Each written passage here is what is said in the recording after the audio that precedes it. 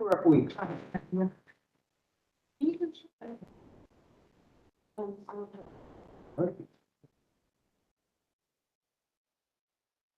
right, this is the call to order. This is the Village Commission hearing.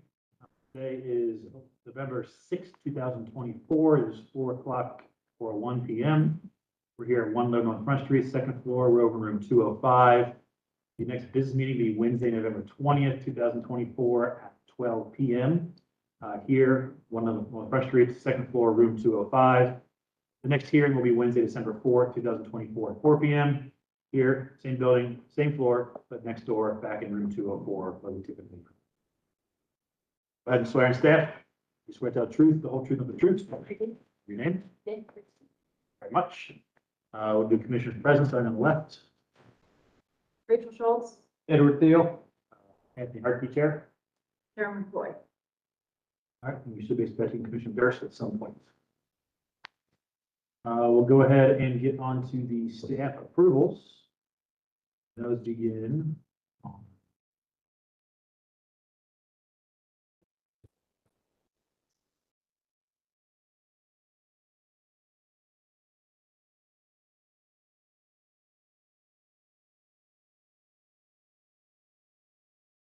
six. Thank you.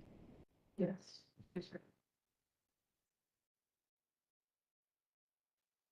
Yeah, page 6.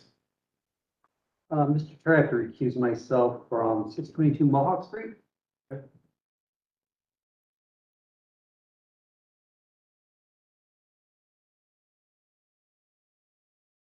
Others? For no others, is there a motion? Mr. Chairman, I move to ratify the staff approvals. Okay. Question on the motion? Those in favor? Aye. Yes. Ayes have it, motion passes. We have approval for minutes from last meeting, October 2nd, 2024. Is there a motion? I so move. Second. We have a second. Any questions on the motion? All those in favor? Against? Ayes have it, motion passes. We'll move on to the applications for certificates of appropriateness. Item 1, COA 2400355-174 Nursery Lane. See? Settled. Raise your right hand. You swear to tell the truth, the whole truth, and the truth.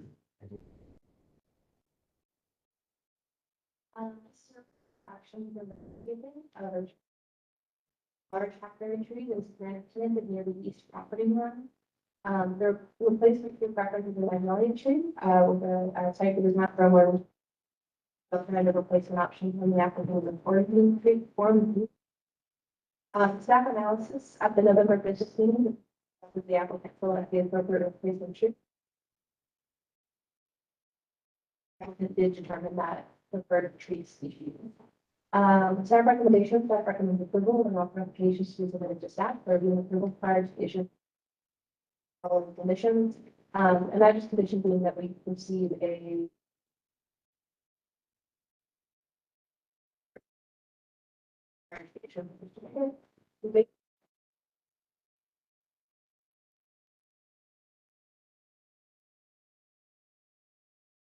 Like me too, I just.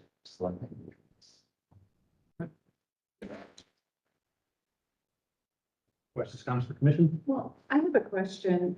Typically, when there's a request for removal, we ask for an arborist report with the condition of the tree. This one, with the application, it was so much the condition of the, it's just the proximity to the power line, they're drawing into the. So we did not, in the business meeting, commissioners confirmed that it would be okay for the customer to itself. It's an issue of where the power lines were. Okay.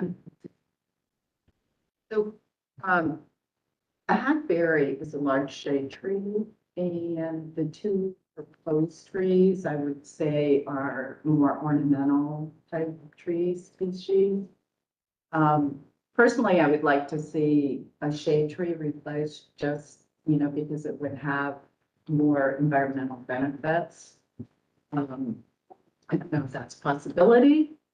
Just the location, like if I have to put it in the same spot, I just don't want to go back into the power lines. Yeah, well, yeah, I wouldn't recommend the same spot, plus it's gonna be difficult anyway, once you take that down, getting Yeah. that stump removed. I could go a little bit further north, like just to the left of the stump, or You wouldn't want it, I wouldn't like, want to go into the, you wouldn't want it in your yard more to provide shade in the yard or, canopy for it? Not really. Okay. Um, magnolias are beautiful. We have a number of them in the village. They don't typically live as long as a hackberry would. But if you were doing something like a Solangiana and moved it out, with that property line, they can make a nice big, statement. That would be a nice, it would be a nice. For the shade tree.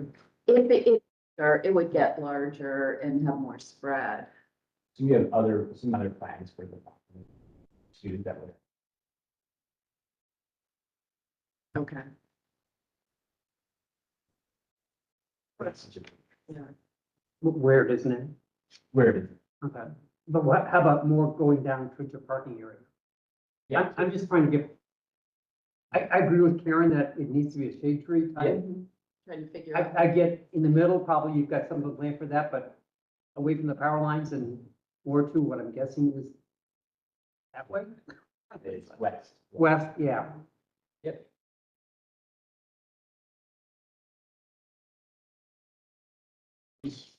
You could do a red maple, some kind of,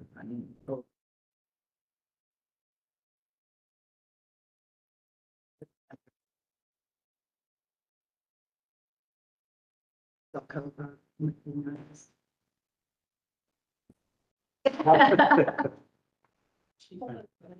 Oh, okay, Yeah. that'd be great. So I would say if the motion is made, the clarification applicant would provide the final selection of the trees. That's shade tree and several locations. Or would do, that's acceptable? Yeah. Okay. Okay, so on item COA 2400-355, 174 Nurse Street Lane, I move to amend it as the applicant proposed. That is large hackberry tree and replace it with a shade tree. The location type of shade tree is to be provided to staff for a final comment. So we're, Okay. Any questions on the motion? Favor? aye. Against? Have it, motion passes. Thank you very much. Item 2, COA 2400114557 South Grants. I need to confuse myself. Would you actually come to the side so you can?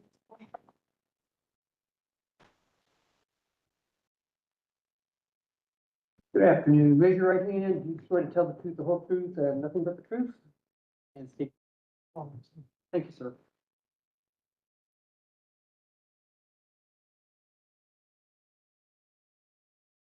It was for an incident, which was in the violation being 2444-000992.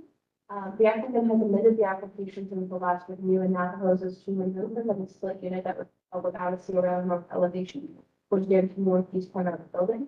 And then to install a new mini AC unit on the ground next to the existing AC unit on the north of the property. To bury the conduit lines on the ground with mulch and to, for other lines to run along the masonry building. Staff analysis, the following is from the improved September 2024 standards. Noting it was, the motion was to continue. The commissioner comments where the commission confirmed the installment was an inappropriate location or was too visible.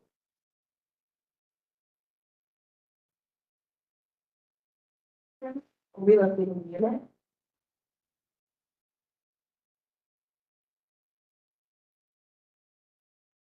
After November, this is the commission requested the path for the conduit lines be indicated on the site plan.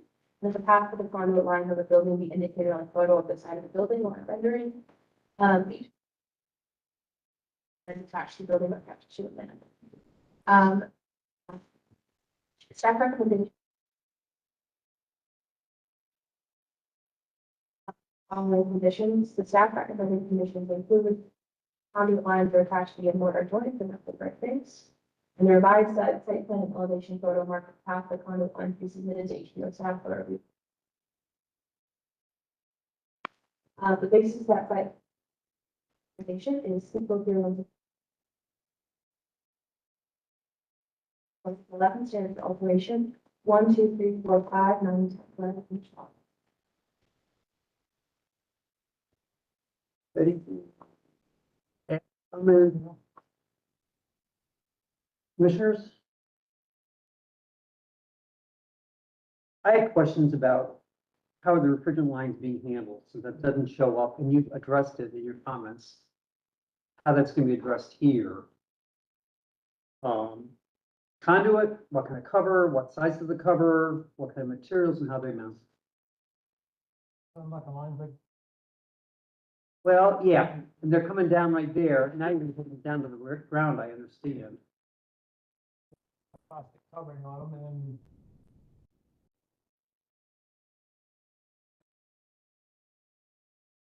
Do you have other suggestions? I just want clarification. That's what I was thinking. How we do a color match, I've got a piece of brick. Building.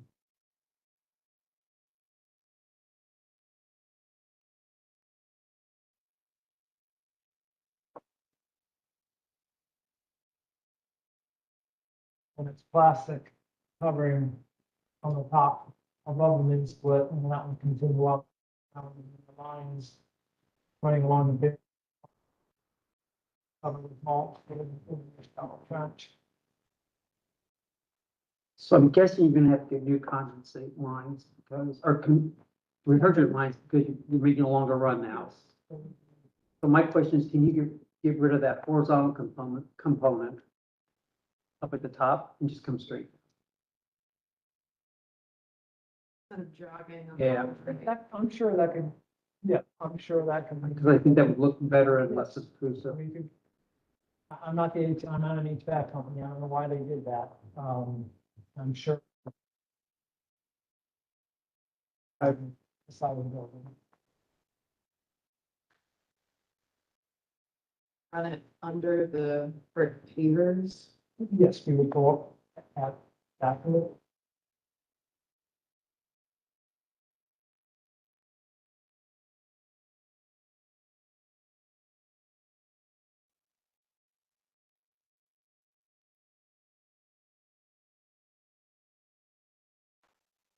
Motion?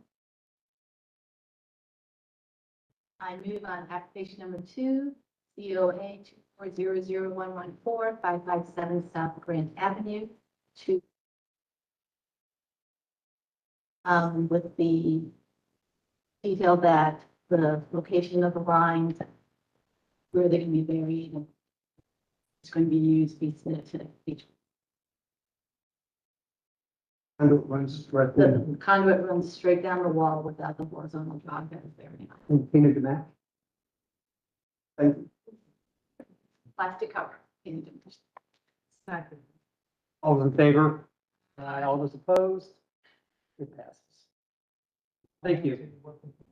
Contractors, I have no idea when. Assuming. Time limit. So now that you have the approval, it's kind of your timeline. Next week, you'll receive a letter from staff detailing the materials you need to submit, which will be the paint color and the final site plan. And then when you submit that paint color for the match for the conduit, you'll get your COA base to do. So, Or do I have to come here again? no, just via email to staff. Are you talking about? Oh, Yes. If you get, like whatever you take to be painted, yeah, you just want a code or? ready to be the top of the paint can, or if you get it color matched, they'll print you a copy without making the paint. Sounds good. Thank you. Thank you, sir.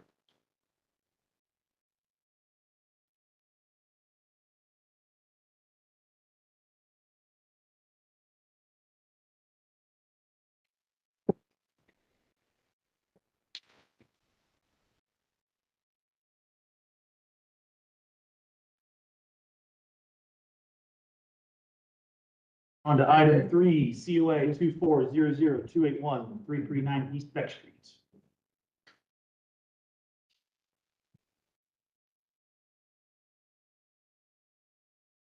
Settled, raise your right hand. You swear to tell the truth, the whole truth, and the truth. Your name? Land and trade. Request for action that was continued from its to replace 3 windows. One fixed window on each elevation with a new marble ultimate 2 over 2 double hung window rounds.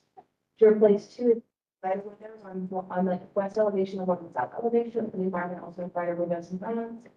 And the brighter windows were installed without a COA on file or by a previous owner and dual condition for the village. They also will install a new exterior wood facing a dirt building to match the dimensions and profiles needed. And all these windows will be custom sized with the existing openings. The following is being now approved October 21st. It's continuing to do the applicant absence.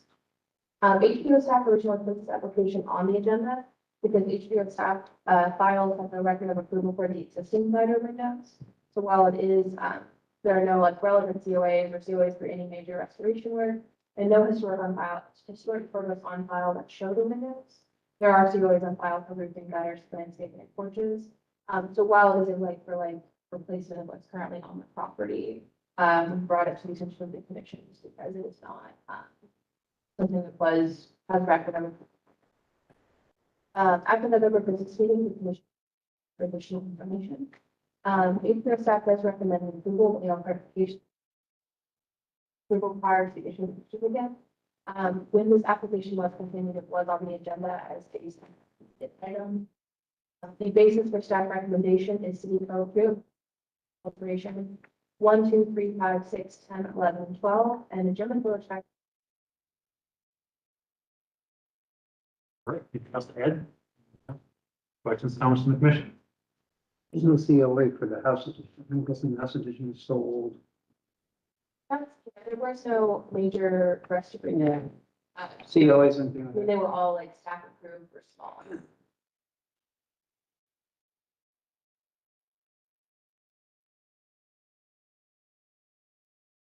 Looking at, just to make sure it's so clear. One fixed window, which is the west, wait, where's the fixed window? That would be the east. Right there. Okay. With the portal on. Yeah. Yeah, that one, it's supposed to open, I think it's supposed to open, but it won't. Well, that's it. Oh, and then the kitchen window, that's just a vinyl window that I'm assuming wasn't flat. On back on the elevation, the the west one, is that the kitchen? I think? The west, that's like an aluminum sink. No, and you want to put a wider window there. So we're up to it.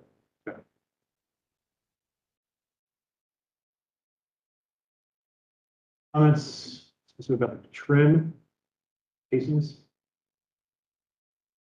Yeah. It matches everything else on that part of the house.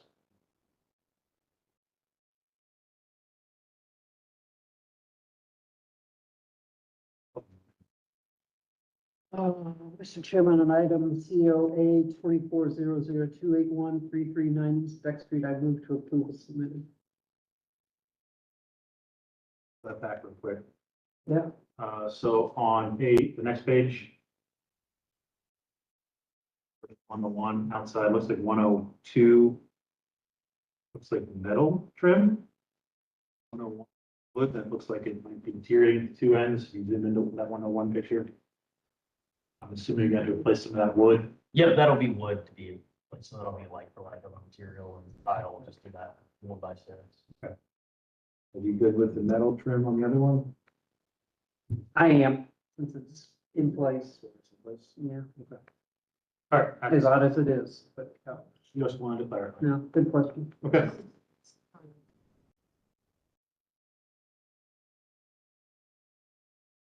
Other questions? We still the motion, we still the second. Any other questions on the motion?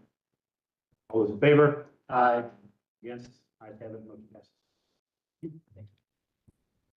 On item 4, COA 2400392 Southwood Mill Street.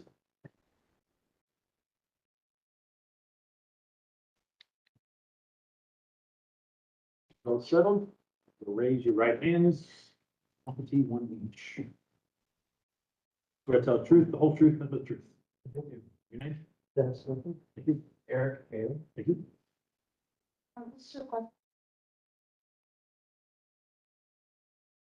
To replace the driveway and person pays after a portion of the driveway being stolen during approved brickwork with new iron gates for the submitted drawing. The staff analysis of the November business meeting, the commission requested the applicant come to the hearing prepared to discuss the reasoning. Larger section of the fence was stolen. The applicant did submit additional information from important fireworks on the fence replacement, which I will packet in here on your bills as well. HBO staff are concerned with the new fence section replacing the existing are in good condition. Staff recommends approval of the application to be submitted to HBO staff for review and approval with the following conditions, and that condition being that this application is amended to replace only the stolen portion and the exact match is fabric. The basis for that recommendation is City Code 316. Guidelines, exterior considerations for fences and walls from page 117 and 1 to all of them. Anything else to add?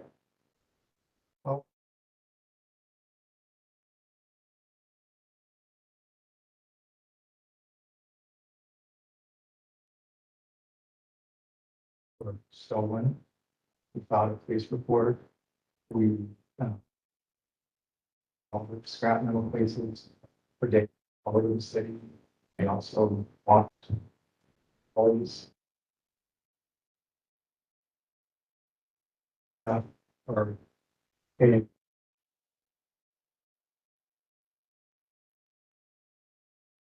for 9 hours, come out to the house and it's like you can't rent with portion of the driveway gate or the post that owns, there's a post that was also stolen.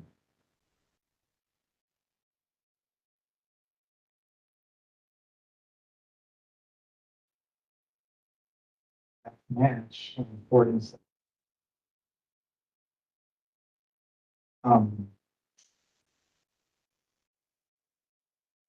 Not to our house, but I'm not sure I'd say the rest of the other driveway posts.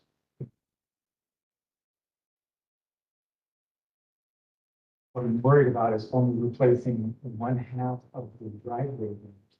It's house for 18 years. Every night we shut the gate. How are we going to ensure that the gate really closes if we have the driveway gate? How are we going to ensure that the walkway gate latches securely? We don't want the walkway gate just to swing. We want it to actually latch into the. I don't know, okay, so.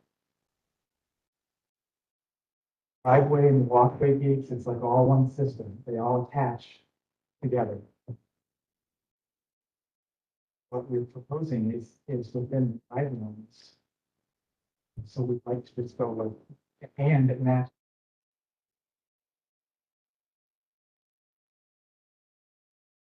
Still there. Comes from the commission.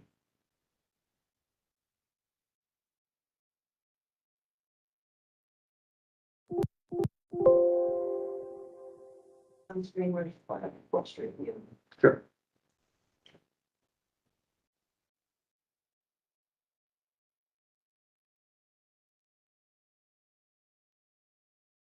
Folks are assuming they'll agree on top.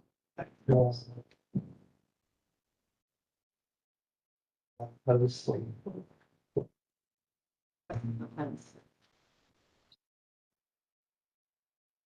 Software tips.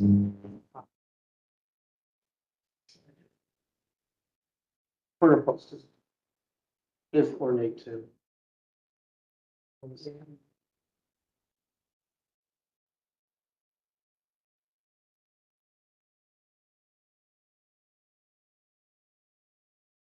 I understand the existing council top post that was adjacent to, I guess it's the pedestrian gate. That's, Oh, the one that's left. yeah. Um, Or are you replacing, I guess I could look at the ordinance to see what pedestrian gate. it would be replaced. The only castle top post that would be left is the one on the very north side of the property. Okay. So it. Top style's not gonna match exactly, since that remaining post will be further away than maybe one percent of the. You could also go get the other one at the other corner, bring it down here, and replace that one with one that doesn't match.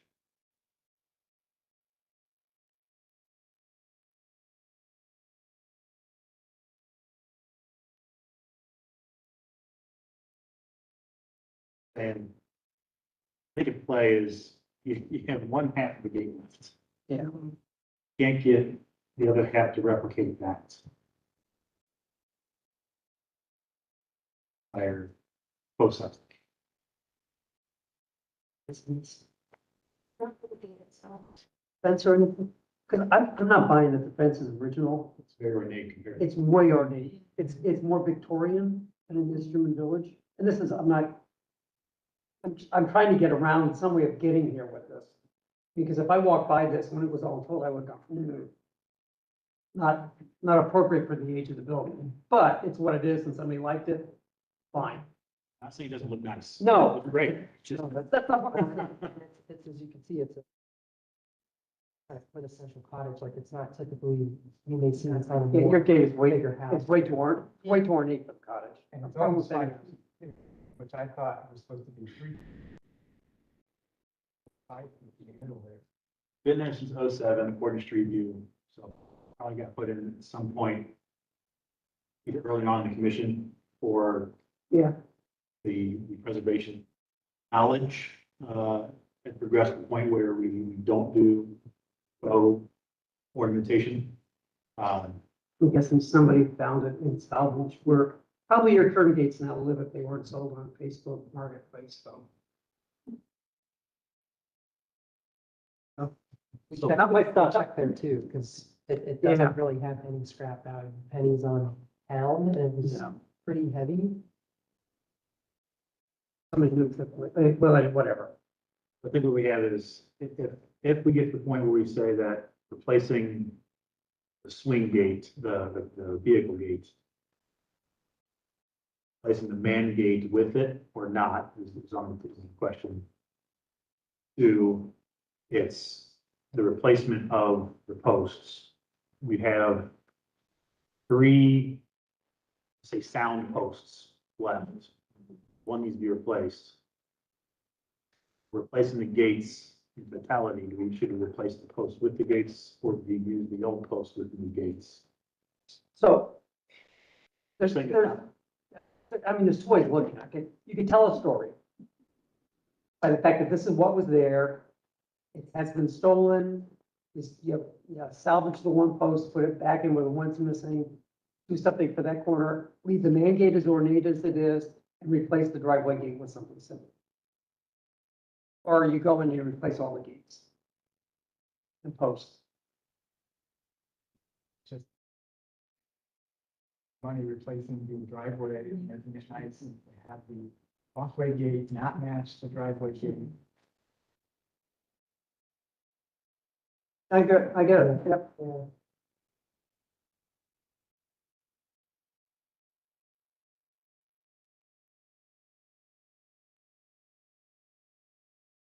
Anyway, in this proposal,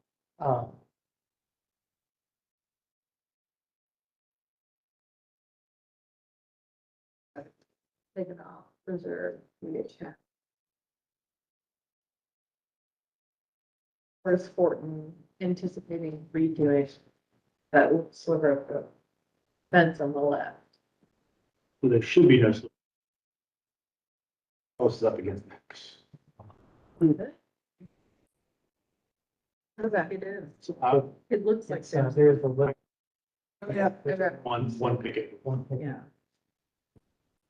So one option might be to take the fence post that supports the pedestrian gate, put over so you've framed the vehicular gate.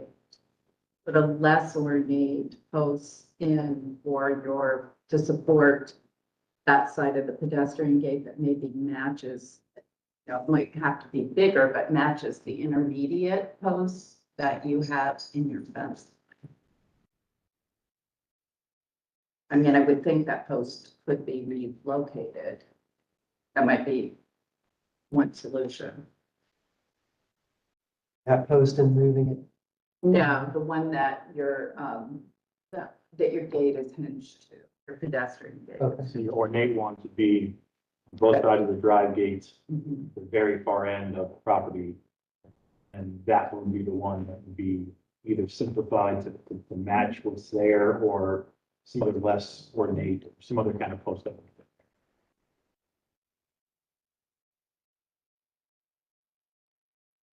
But the other half of the gate.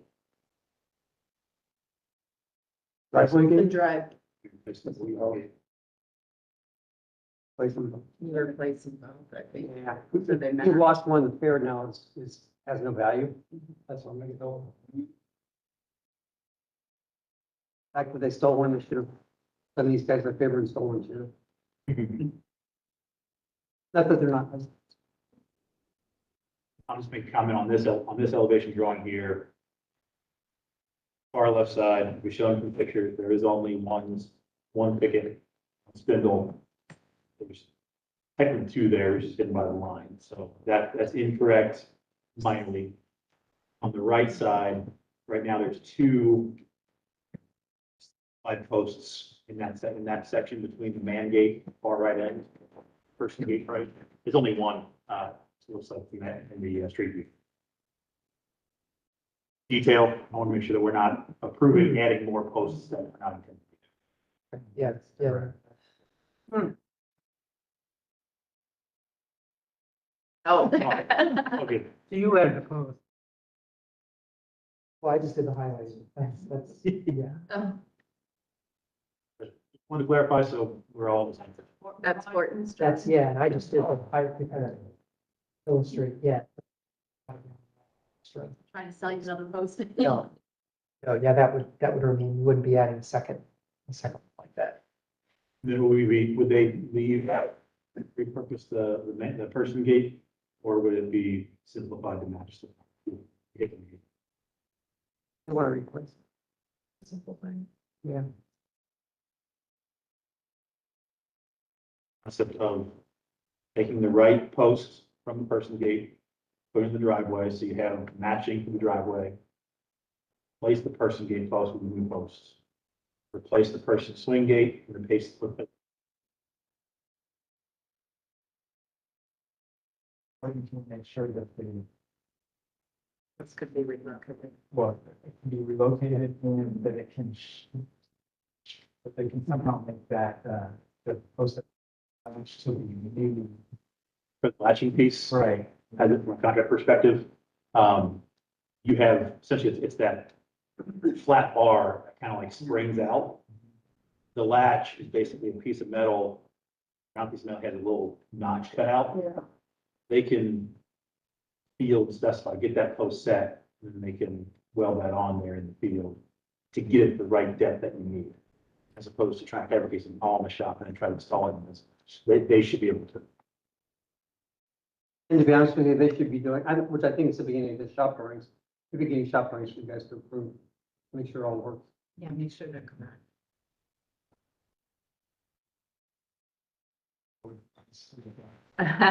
Without having to have a third Yeah, pencil top. Okay. Um,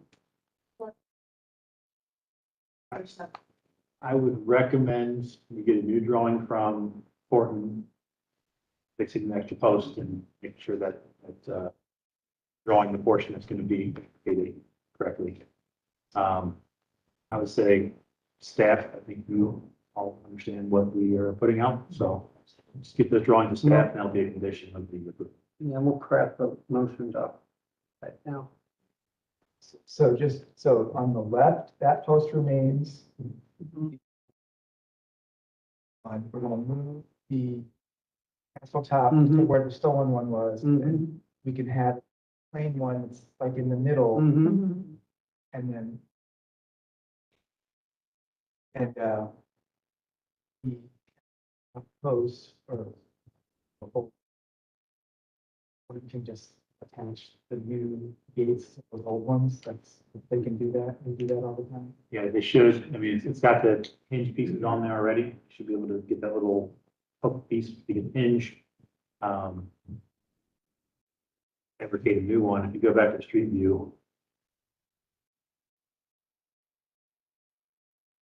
Essentially. That, without being see clearly here, that the 2 hinge points for the gate. Are the exact same locations as 2 hinge points for this gate. So we make this one and put it here.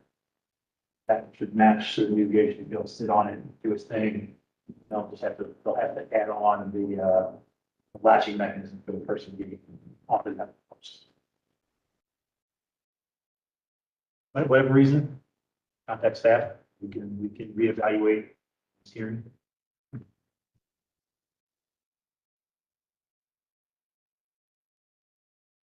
Welding or mechanical connections. An item COA 2400392 749 South Roselle Street, and move to approve as submitted with the following amendments. Both leaves of the driveway gate are to be replaced for sections that match the existing fence. The man gate is to be replaced by a section that matches the man gate leaf is to be replaced by a section that matches the regular fence. Castle top posts are to be installed at the north side of the driveway leaf by taking the one on the north side of the north side main gate one is to be a new post that matches the intermediate post on the fence in front of the house.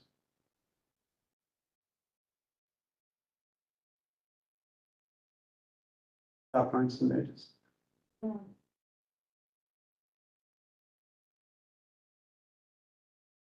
The pair of driveway gate leaves are to be replaced to match the fence sections in front of the house.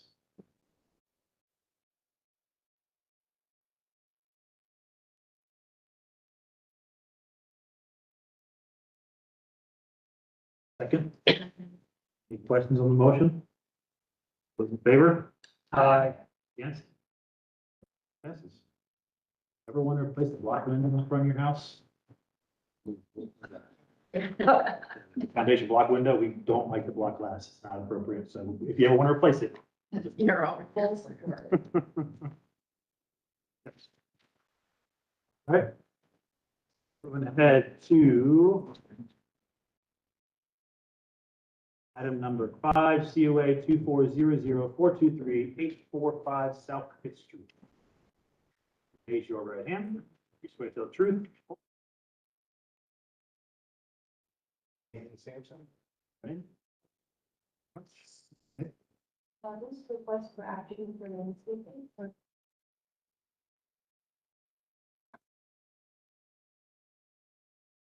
One, to extend the fence.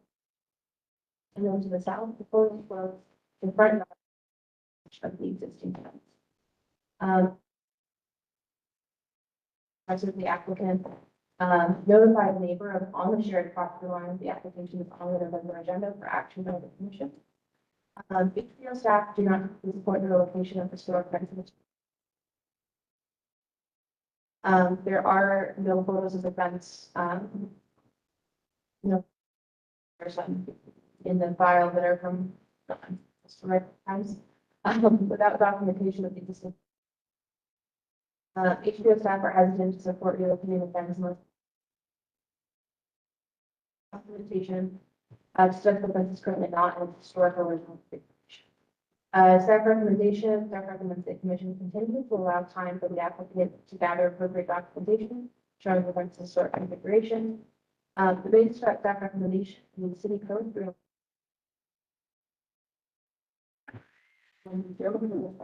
First.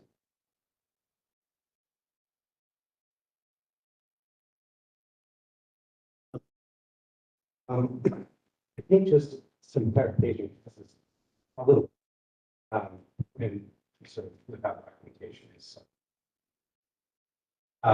This came about with, an intention to landscape the property, getting the pins. There's been some brush and some planting in the corner that in the sort of planting bed area that's been removed. We got clearer pictures than we had previously when we talked. But, the property line right now exists where the fence post is, the top fence post, going back along, and you can see in the picture on the left, an idea of where that property line is. A couple of years ago, they got approval to build the back fence. And that's when they sort of realized also that fence was up against the house as well, and there's about 3 feet back there that was on it. This section of fence, it may be historical, it's probably more than 1 year ago, right? And so I don't think there's any argument about that. But what we want to do is suggest that we maintain that section of so that it extends off of the fence post. If you look on the other corner of the property in the photographs. There you go. So this is the opposite corner, which is a more traditional transition location for these fences, and seeing that there's a fence post, an iron fence post on the other corner on the property line where the fence extends off. It just, who knows, people do lots of things for different reasons. But we want to just return it to the fence post so that the bounds of their yard and their landscaping is accurate as well. I mean, that's two don't have access to at this point. Also, taking that section of fence simply location now is sort of random. Like how the fences are treated throughout the neighborhood. And so, governance or those things they don't know, we won't find out. What we do want them to have is use of their yard without having to go into the neighbor's yard. Align it with what is typical for the fences that travel perpendicular from the sidewalk fence. Also in this, we that existing historic section and have it extend from the house and then back to the house. So we were mimicking the fence style, but also providing as opposed to after transitions with the historical. And that's our proposal at this point. If their mission feels it.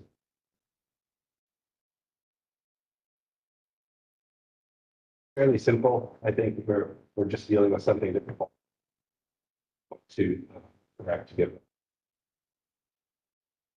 I walk the commission through a couple observations real quick. If you go to start with page 3, look at middle picture. Follow that line back. Gothic arch is the same height as the pickets along that section. The fence, the Gothic arch sticks up above the pickets. So first off, that piece of fence does not match the front fence. If you look at the next page, the photo kind of that picket. And it's hard to see the picture, but they don't, the front fence has that lower Gothic arch inside the fence. This, from what I can tell from photos. This whole section of fence, the post doesn't match the height. Post style doesn't match the front post style. There's a different design the fence than what's up front. You look at this post versus the two fences here. You got a change of height here. The posts along the neighbor's yard on Google Street View don't have this little lower piece. They have planed out the posts. Almost like it's a hybrid of the two. And if you look at the elevations on page 2.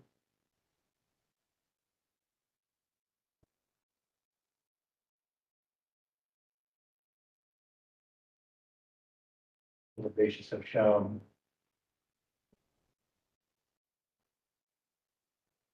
this view. The posts are shown roughly in line here. If you look at the side. Inconsistency in details. So you're showing this, so if you're gonna move the fence over, are you planning to match the post without the lower Gothic arch? Are you gonna match the height of this, the plan to match what's up on the street? You just need to make sure the details are all right. Yeah. No, I would say that our intention is to take that existing section of side yard fence, move it over, and then match it dimensionally.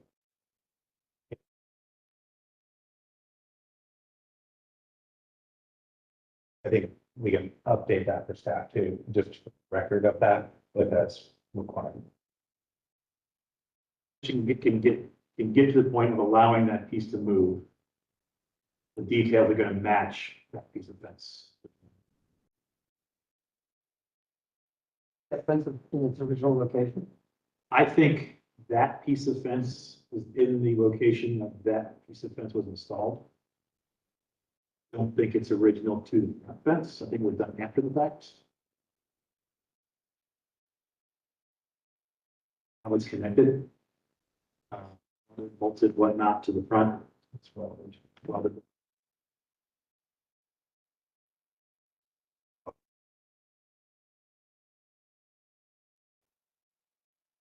Same family, and this is the same condition also that the previous wood fence in the back was located. Point, I feel like one of the owners felt like the edge of the house was their property line, so if they installed fence, they treat it the same way on both ends. Acted in the back, and so this is a effort just to. And who knows, I mean, but it does have the characteristics of such an odd spot versus a cohesive design, I think, to your point. And the front fence could have been there and at one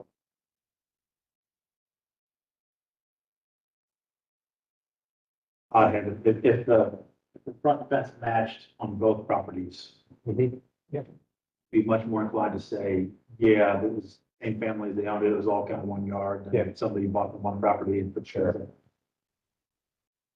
Different front fences.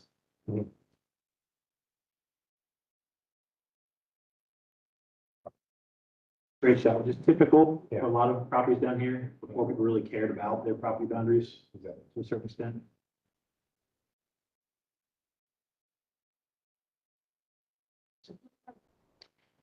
A lot of properties you'll see, when you go around, fences aren't on the property line, it's usually line of the house, because nobody wants to maintain a 1 foot wide, 2 foot wide strip of dirt on the side.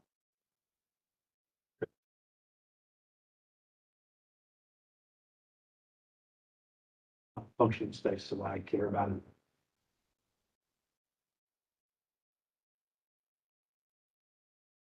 That was between the two fences. It's, that's technically on our client's property. But, in their front landscaping plan, just trying to, it's an odd thing. They're trying to realign that, get used to that space. But the space in between fence and this fence, it's been used as the neighbor's yard. And I don't think that our owners necessarily like.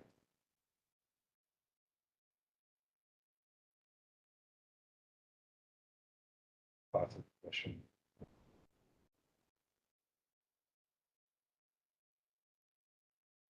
guess is this really probably was not even thought about until that gas meter got moved back there.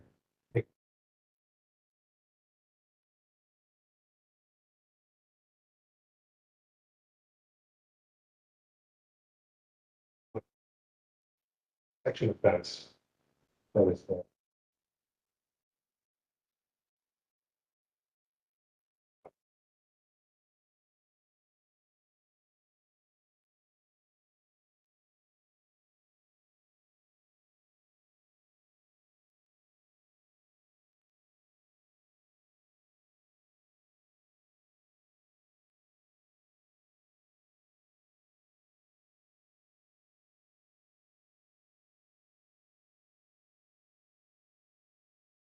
I would rather see it. Preservation typically leave historic things in their historic Yeah. location. That's usually houses and whatnot. Do we think that this location of the fence here versus there, is that a strong enough difference? Like since that fence is being reused.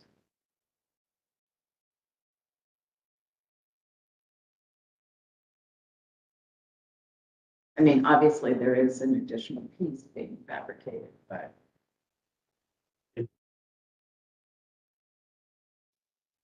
Sorry. And an alignment at a course better. I put quotes. Okay, all right. Historically, No, Yeah. historic boundary. patterns, that fence would go all the way to the back. It would have been a service. Well, I think whoever put that fence in was Or it may have been at this location originally. How I do think you, it's my thing is whether it just stops the corner of the house where it does go all the way to that. Is what I think. and my question is gonna be, when you do that return, you're showing it set back, feet in front. Don't have any clear pictures of the attachment right now, but it looks like there's some angle brackets at the end of the fence that tie in brick and stone. How do you tie back, how do you tend to treat those there? You can pull out the. There, you're gonna leave those there as historical relic. Well, I mean, I think preference would be to with the angle at the new. The idea that place waves isn't a huge deal. I think.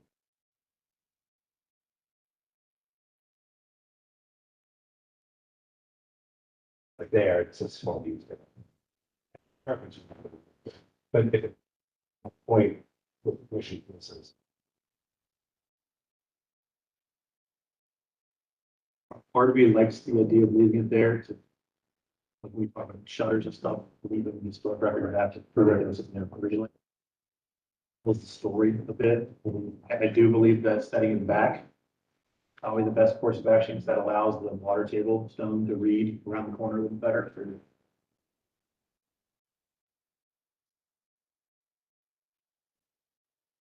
We attach the property to the brick and stone at all, or do you just put a simple post up against the house?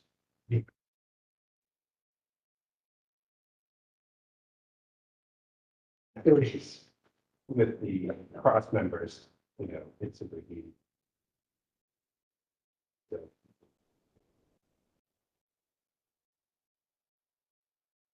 If it's the mortar, not the brick. Not to the water table. Yeah. Anybody against moving this? I get moving on, just having this conversation with myself about the historic pattern, that we're doing historic, is it would go all the way back and sort of a walkway to the back, which it does. But this vestigial side piece that becomes the neighbor's responsibility now is very 21st century, well, late. Oh. It's kind of a foot in both.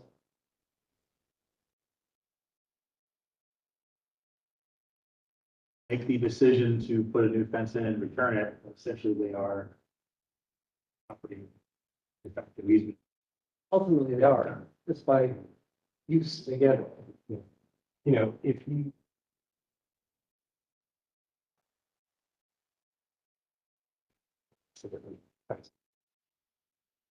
Or the different styles, but continuous, in fact, there's a couple of big brick walls from the 60s.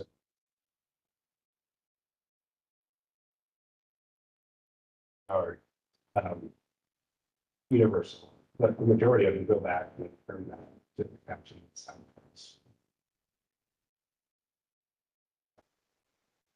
Look at different examples of that.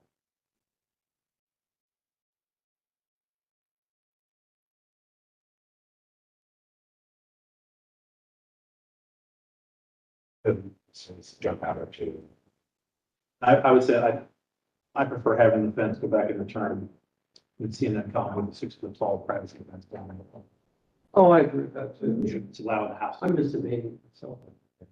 I'm all for moving. As submitted?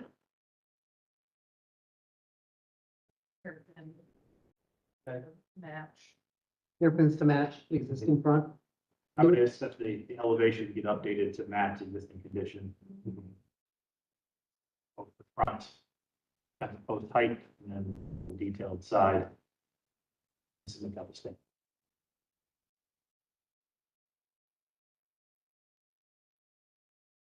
So on item COA 24-00423, 840 South Front Street, South Fifth Street, I move to approve as submitted with the following amendments, that the new fence matches the style of the front fence across the front of the house, and that is sections and hairpins, and that it is attached to the house, the return is attached to the house at the mortar joints. And this,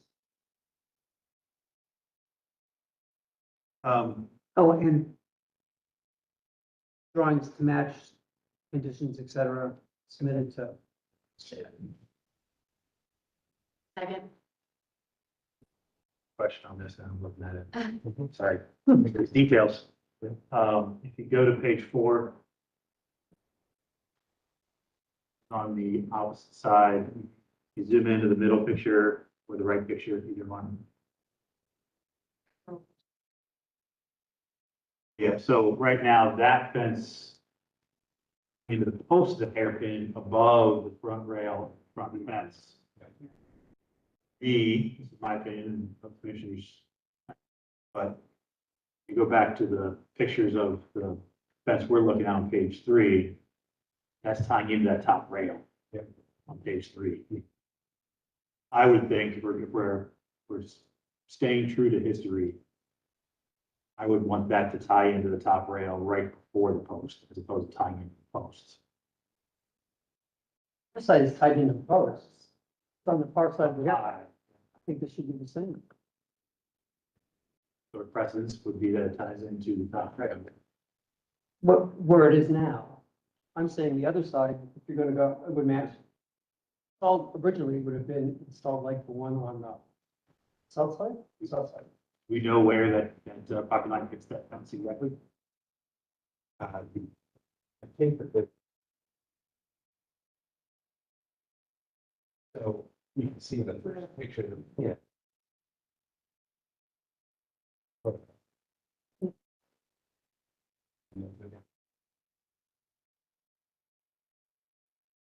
And it's right at, straddling the side of that.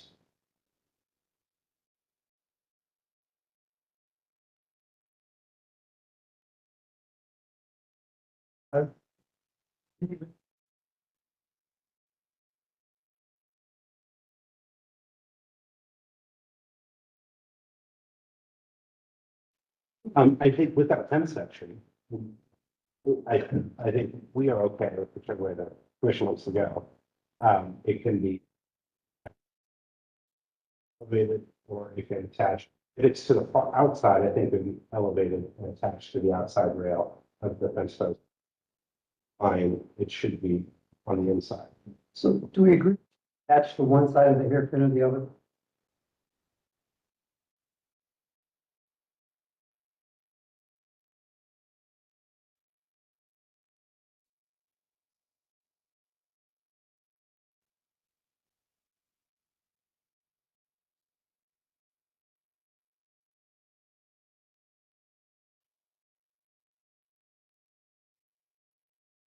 doesn't match either one of the two fences, so it's like we're,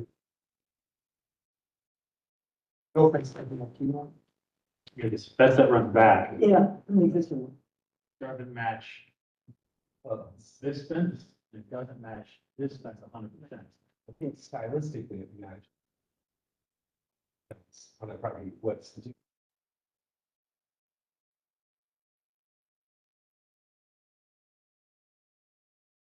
The post match with this post over here, and it's a bit of both.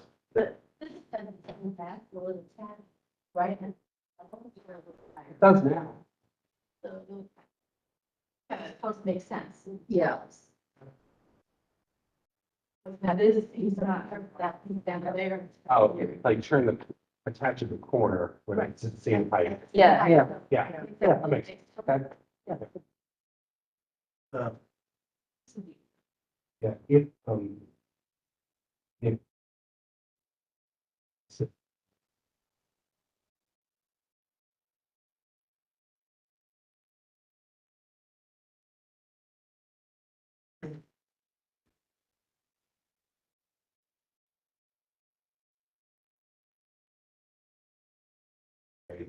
Hairpin, but the posts are the same height as the pickets.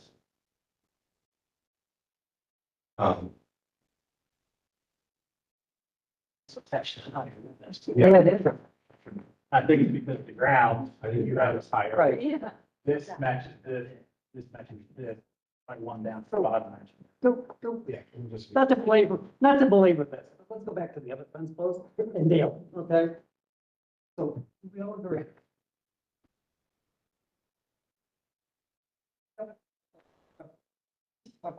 Right, okay, do we agree that we're gonna, the top rail of this fence is gonna be out right here? Well, I put it down on the other side. Or, Yes. okay, Where did you say? what about the property line, so they want it on this side of here? The left side of it.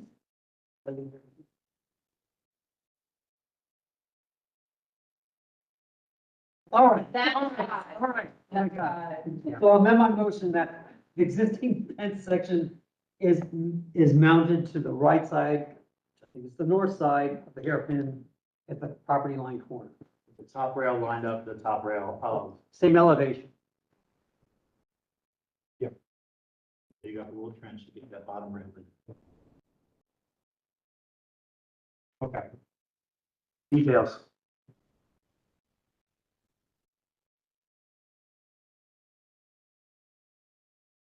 That was the motion.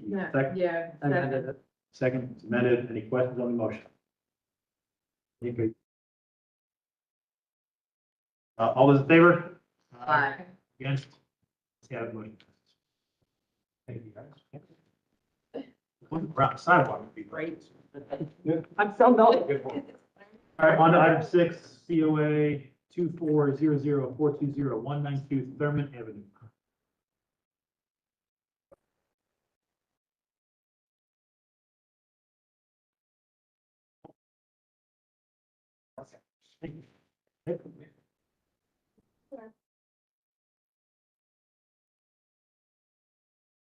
Demolish the existing. One. And then on the street.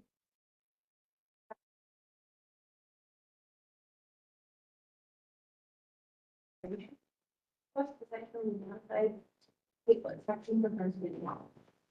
First side,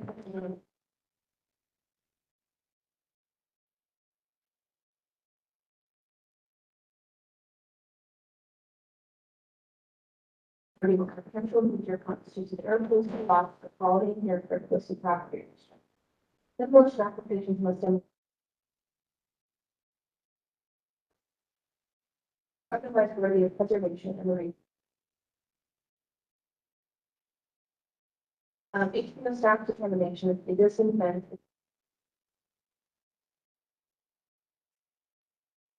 HBO staff do not support the demolition of historic materials or architectural features. And support the replacement of historic material. Is that? Trying to be applicant pursue a variance.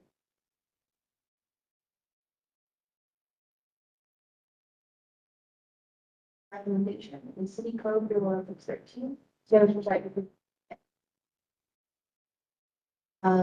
City code 3116. Signs for exterior consideration. Walls, page 117, and then recommendations.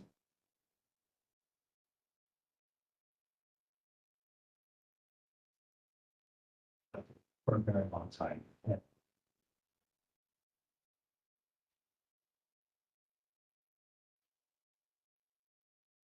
Ultimately, for landlords, they are not willing to take on the attempt to try to.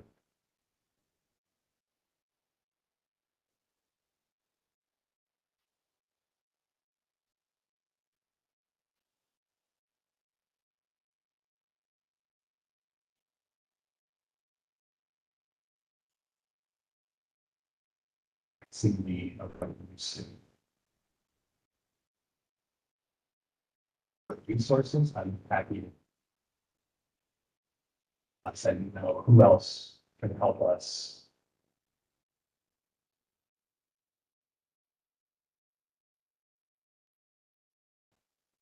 I'll get paid. Commitment with you.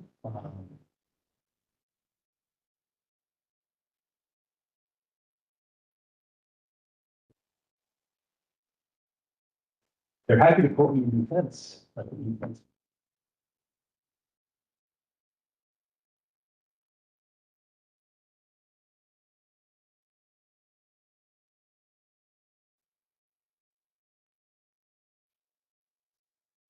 Well, that, but I'm here to get real feedback of whether or not you would entertain us pulling.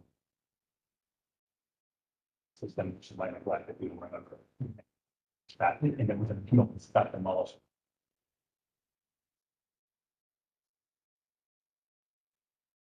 It's in bad shape, but I think there are other resources up there, Mark, that you need to go to see about getting this repaired. That's certain about taking. Just Google it. I Googled it this morning, came across four. Okay. Let's start with H, I can't remember what it was. But, and if it's a cost factor, that certainly would play into what you bring up. Yeah, we can do it, but it's gonna cost us $30,000 million. That's part of the consideration that we would have to take. But I think, that's my opinion is, number one, if we allowed you demolition, what are you gonna replace it with? Okay, number one. Number two, are there sources out there, or no are sources out there that would repair this fence? I think the issue is gonna be for you is cost to do that. Fortune's not into this for that. This is not their business. There are companies out there that do this as a business. The cost would be a factor. Come back and say, hey, this is way beyond what our financial means are to do this. And this is, this is why. That's my opinion. Those resources are readily findable. Like I said, I Googled them this morning. I said, broad iron fence restoration. One guy in Arkansas, he's got a son in Ohio. Oh. Yeah. We can find some.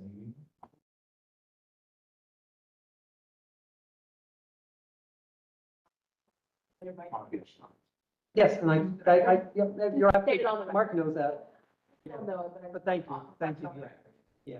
The other resource, I was not giving- saying that they do work, but the Central Ohio School of Metalwork, they do a lot of outreach with organizations and going on. They can be a resource to kind of put you in the right, match you up with the right skill set. Hypothetically speaking, can we go back to the overview picture of this fence?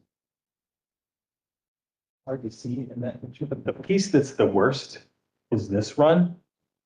Mm, Let's just say I could get the front restored. Is there a world where I could I don't have, there's nothing happening here. Right, I already have a flat. Is there a world where you would allow the demolition of this because there's sections missing? If we could get restoration? I think, Mike, that's all part of what you come back to us with. That's my opinion. So it's possible. Absolutely. If the biggest hurdle is there's no plan of what goes back. Yeah, no, that balance. And to be honest, that's strategic, because if I could take it, we won't put that stack there still. Fences in the slot.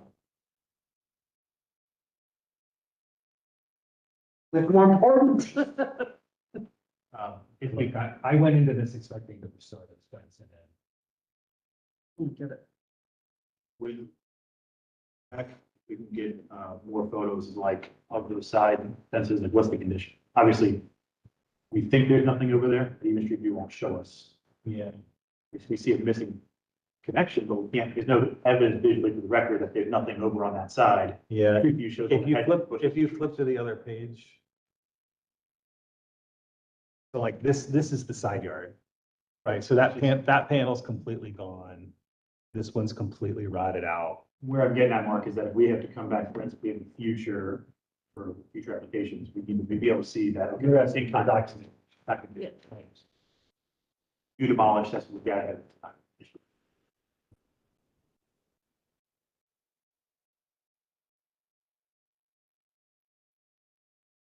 Let's get a action on this. I would like. Continue. Way 2400419 Thurman Ave, sorry, wrong number. COA 2400420. 192 Thurman Avenue, I move to continue. Second. Questions on the motion? Those in favor? Aye. Against? Ayes have it, motion passes. For the application, I know it's more. Sure. I thought it was fire alarms going off. No, I just laughed, I'm gonna fast them.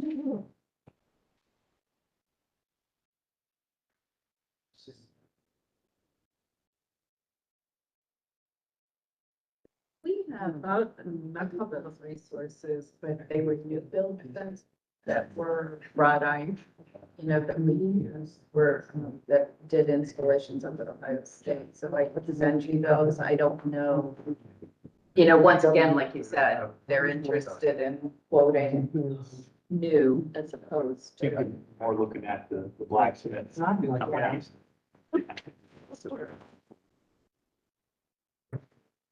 I agree with that. Let's see which one of us gets all the more. They compared all of us. Just like.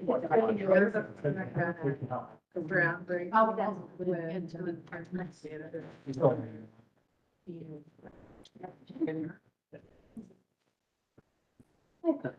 Just the ringing of the eyes. It's locked, there's it's unlockable. Or monitor it.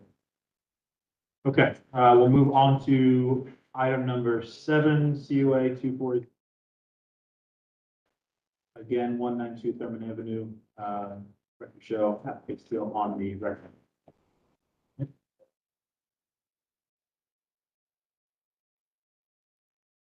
To a different, site plan. The variance is requested of the.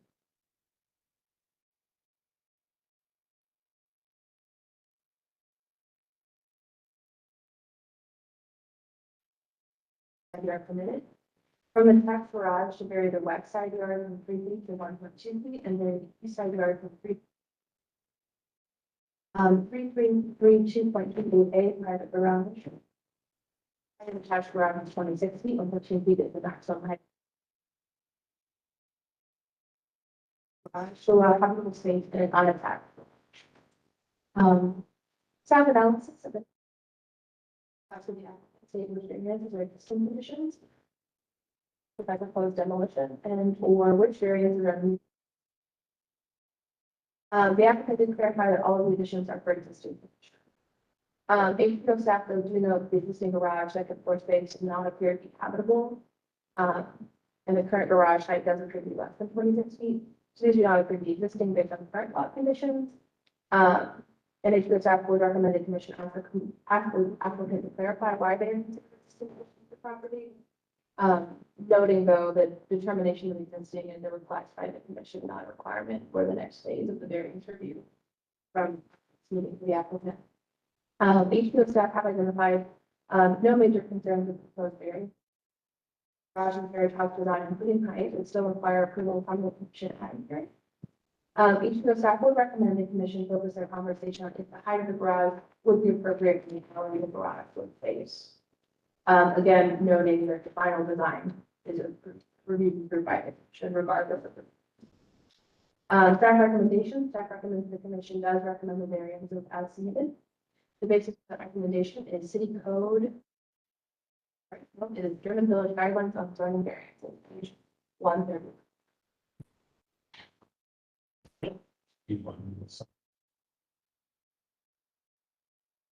Rich, we'll start with the house. The first issue is the side yard. It's closer than fine. So the east property line and setback comes into play. Hardship is that you have to have aggregate side yards that are 20%. So I have to have 8.3 feet aggregate. I have 8.5, but the code also says I have to have 5 feet on both sides. So my hardship is that the way the lots are configured in the village, right, you can't have aggregate side yards and side. 5 feet on the east side is for the porch right now.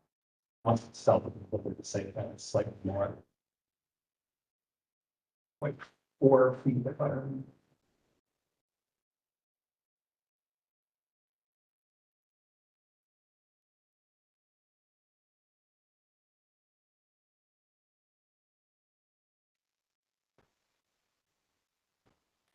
Yeah.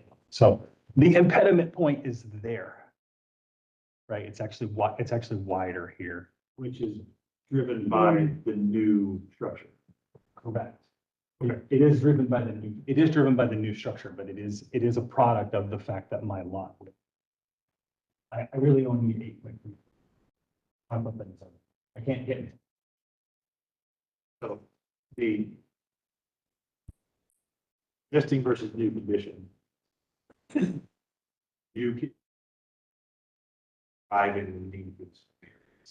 Technically, that particular bullet point has an existing condition.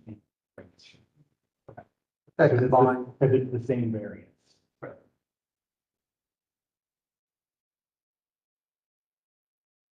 I am in compliance with the aggregate site, regardless of the fact that I'm asking to be closer.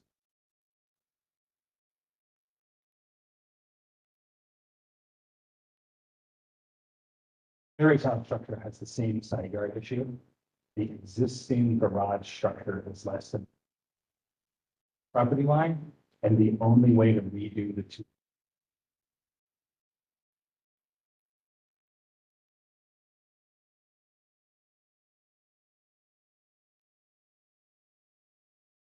What is the existing condition? The shed that we're demolishing, that portion. I don't have that. I don't have that dimension.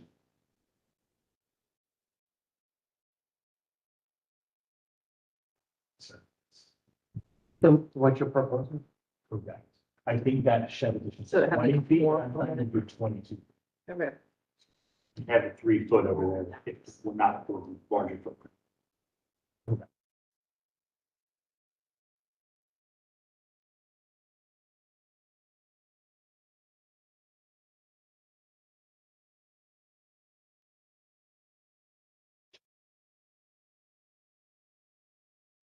I've reached the point in complexity and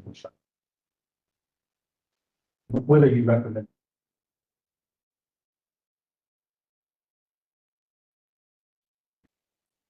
I know that is a conversation that we're having, but I would say, let's talk through these. My recommendations, we put pin it. and Go to next. And that's been for the. The two variances are table state variances, area houses. The reason I called the habitable place an existing condition is because it is that.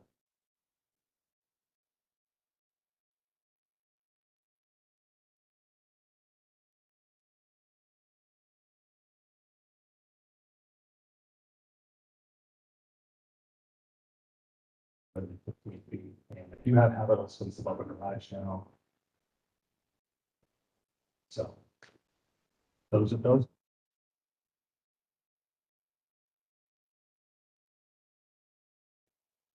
Lot coverage.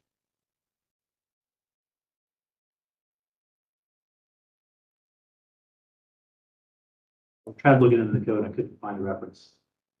There a restriction on the amount of space you can add on to an existing structure? Felt like at some point I'd seen something. The variance you're thinking of is related to garages. Garages are limited to 1/3 of the principal residence. So it complies with this, it's significantly less.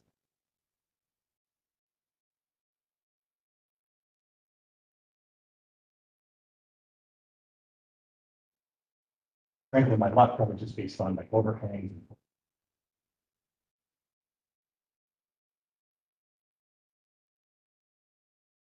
Lot coverage by this is exactly. No, It says lot coverage. Should say lot coverage allowable, but that's not the calculation. The actual lot coverage is 46.2. well, Yes. with all due respect, there are commissioners on this body that 1 or 2% under is significant in my mind. HPO staff can also add the commission has recommended variances before final.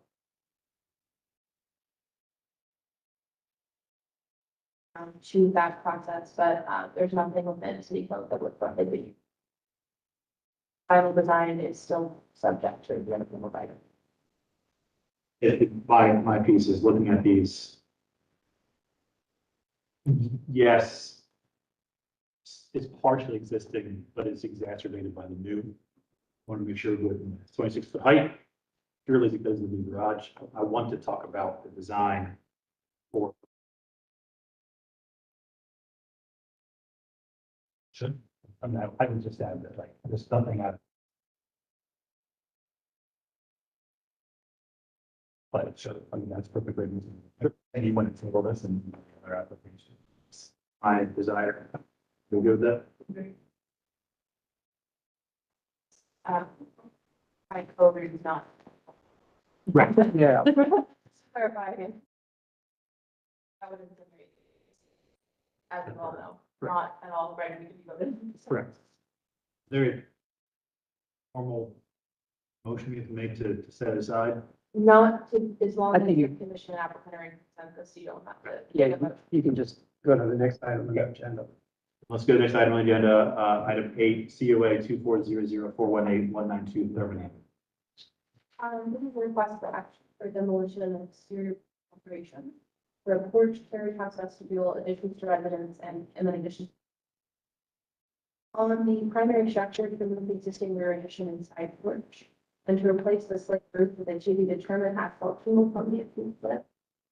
To construct the new 1,501 square foot, 2-story addition in the rear of the property, of the rear of the primary structure, I apologize. With a in prefabricated block. A red siding with wood recessed cuts and prefabricated block. The Marvin ultimate windows from the approved list in various configurations for laser drawings. The existing residence on the property is 540 square feet. On the carriage house, here with the existing garage addition. Of the new 632 square foot, 2-story addition with second.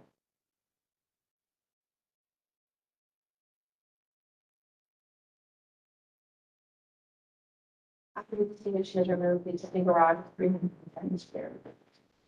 The application was previously reviewed and conducted in September. Following this, we now approve October 2024 GPC.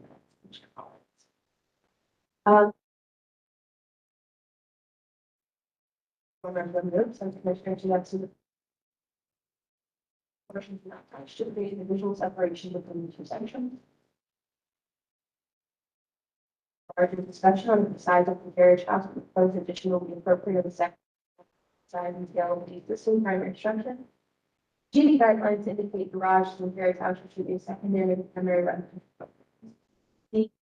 The first floor sections would likely be delineated in some way and not covered or completely overpowered by.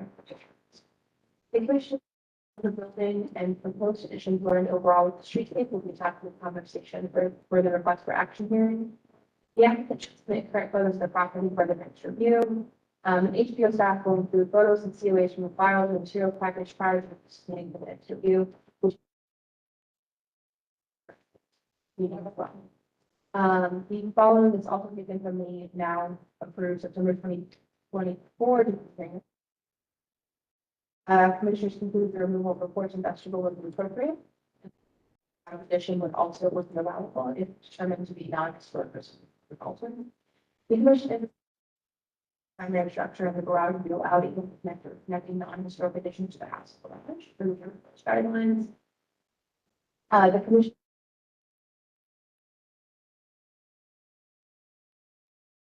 during addition to the concern, the commission have proposed additions in streetscape.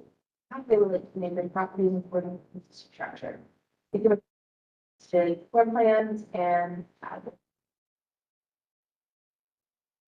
after November business meeting, the commission had the following comments and requests for additional information. The commission requested the applicant clarify the footprint size of each existing infrastructure and the total square footage of the development. Requested streetscape drawings of the primary structure. The commission directly recommended the applicant clear discuss how the proposed design to be determined by the guidelines at the hearing. The commission confirmed that the additional elevation drawings are required for the porch. It requested a floor plan that shows proposed porch with the garage. The applicant did some additional material information, one site displacement, assessed. For the applicant, the commission not typically approved. Not typically approved site assessment up to late roof replacement without two assessments. I'm sorry. Additionally, HBO circle record. First doors to the carriage house and house was submitted for review and approval prior to the issue of the certificate. Primary about the application. Overall maximum additions related to historic structures, metal siding from additions to primary structures. Overall maximum of the carriage house and since within group. For addition, recommended in addition.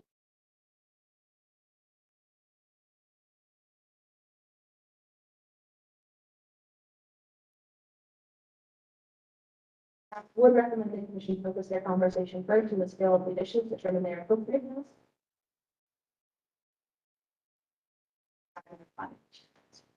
Additionally, the applicant would still be required to submit the porch rendering the material specification details for certificate of appropriateness to be issued at the commission.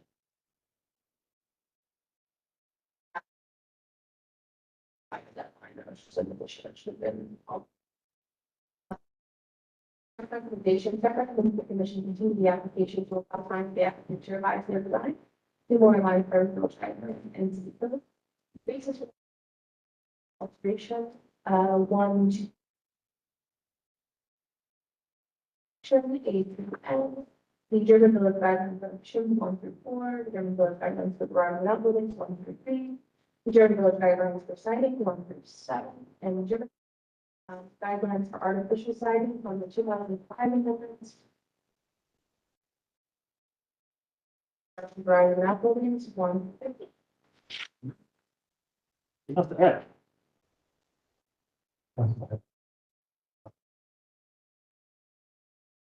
That was, we can make another piece.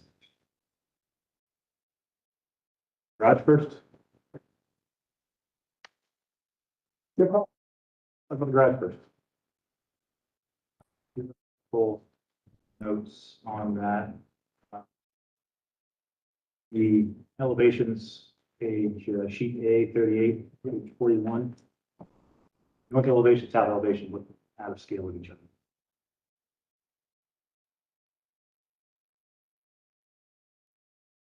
Ridge line of the north elevation, Oh, straight across. sorry, I see what you're saying. The building on the left is taller than the building on the right. You're right, I just, must have screwed up the print scale.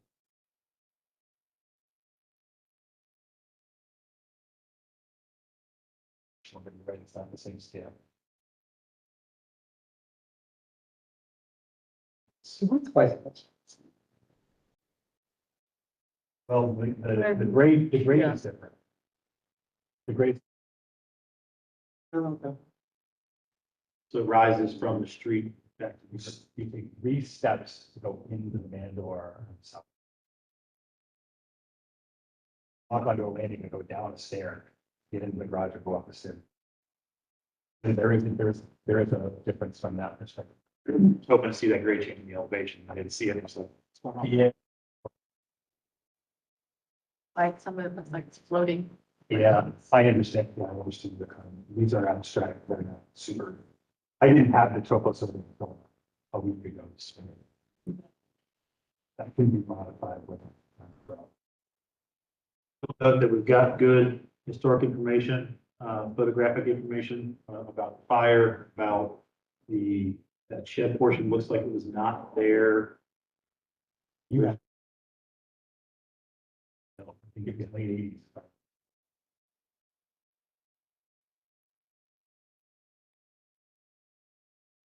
Yeah, That portion.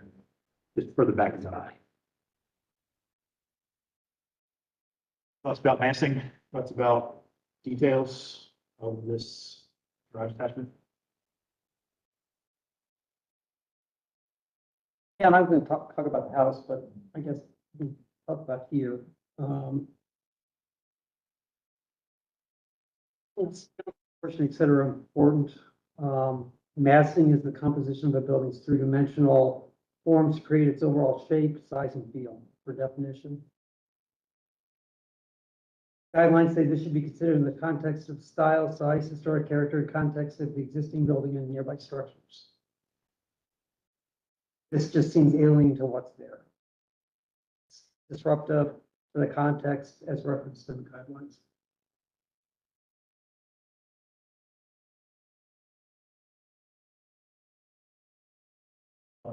Far left then?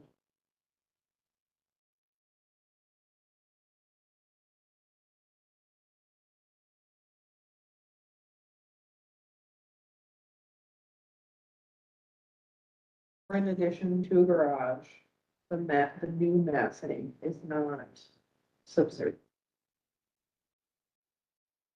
Wow. It does, I like the addition of streetscape. In this,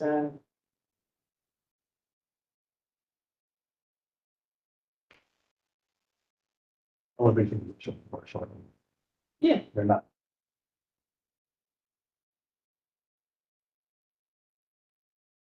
That's been was well received last month, so I did hear that the massing is not. I understand you were not here, but well, Nancy, last time there was a dormer, there's a little bit work connection. the massing hasn't changed. I think this proposed massing is directed by your this commission's policy. You originally wanted it to be more contemporary with a more delineated connector. We were pushed into this direction. Taking away, I think my opinion, the first iteration you saw, I think was not appropriate. Pushing into this direction was an effort to try to get something that would be more appropriate. Seeing this now, from this view, rendering, Yes. I'm not as concerned about it, but seeing the Elevation. elevation, So what is it about the elevation that you caused that's different from the massing? 37, that height difference does not, being 3D guy, does not read like that. That's because you're looking at the. Or shorten. It is good. The massing of the two-story piece is literally a carbon copy.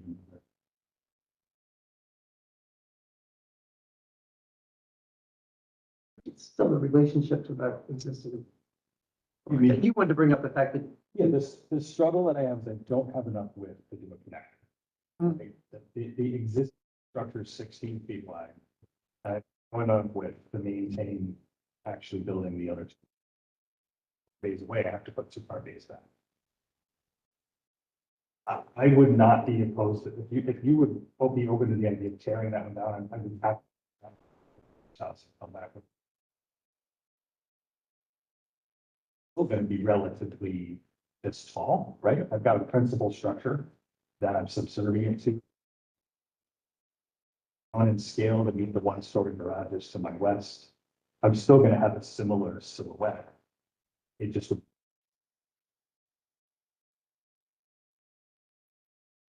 But you lose from for that garage. Oh, correct, On the side correct, I got a 3-foot side yard on both sides. Okay. 100%.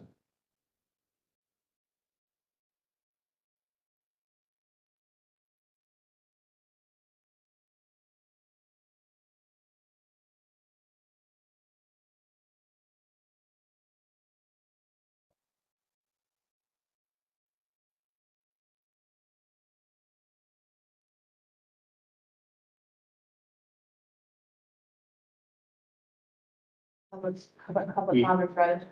We have not yet. Let me I read this. apologize for getting that. Sure, I should. So we do have, one speaker note, could not be here. It says, hi, Nick, I cannot make the hearing and I wish I was informed sooner about the application, for I only received it on November 1st. I'm affected since I am directly across from them on Red Bud Alley. Please share with the planners/commissioners. Two main comments, concerns. Comment one, my focus is on the garage and carriage house. Why 26 feet? Is that really needed? Another way to do this without the variance, question.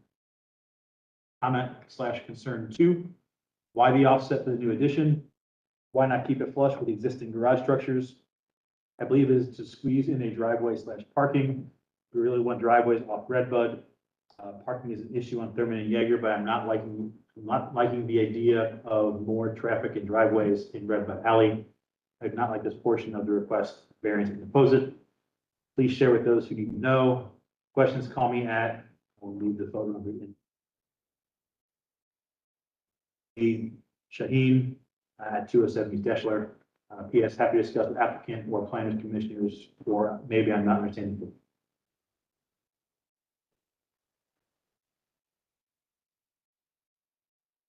Just to speak to the comments there, pushing it back. Exactly. The existing structures, primary structures you're seeing there in that view is literally 0 lot on the alley. It's almost impossible to make that turn. It would be a 3 or 4 point turn to get into the existing. But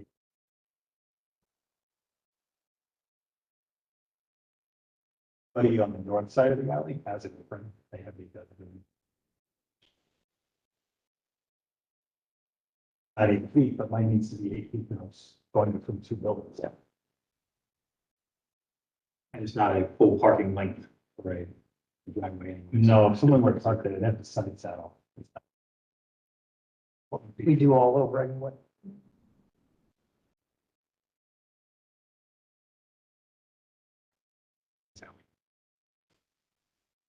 Don't come down my house. I am looking, just so you're aware, of the property that you mentioned, a few doors down.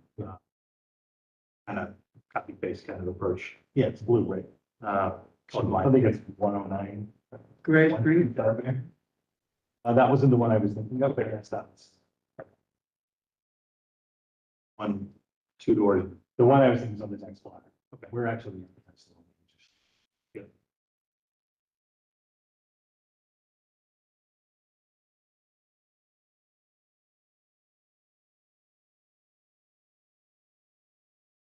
That's because the house is in this one. Well.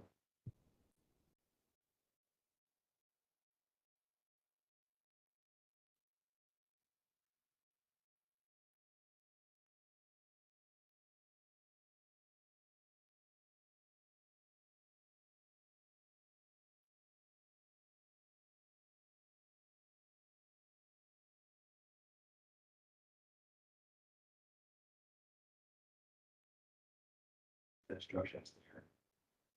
Which is. It's a very difficult problem. We could certainly.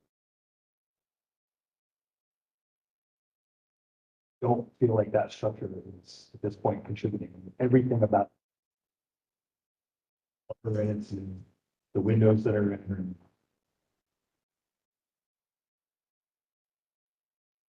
Even board form concrete and some pressed clay blocks that.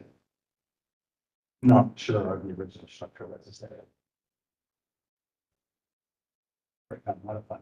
If that louver's gone, that original door is gone.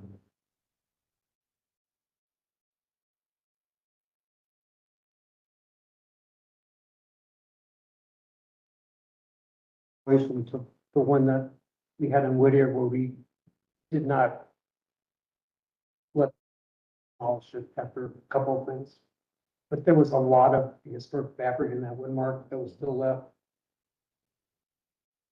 Couple of commissioners ought to take a look at this and just ascertain what you're saying about it and make a decision based.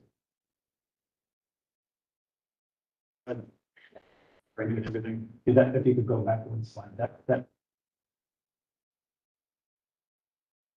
I think that's the dorm. Sure. That's the dorm. Hmm. Yeah, apologies.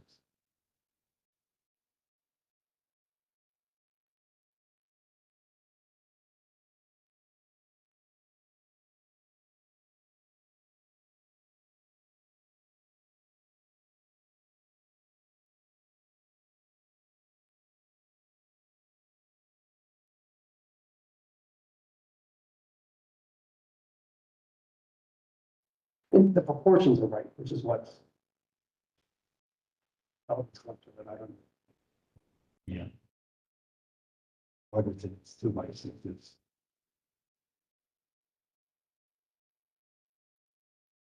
Well, definitely shows the structure there, but not this proportion. Hmm. I think it got replaced when the car came. At the ditch. So. You're telling them, they literally doing all these gymnastics to try to work around it.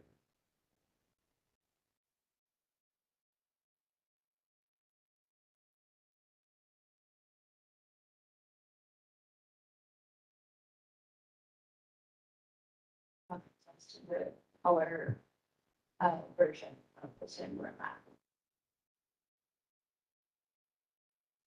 Couple of commissioners ought to meet Mark over there and take a look at it. You know, the you like to sort of- Yeah.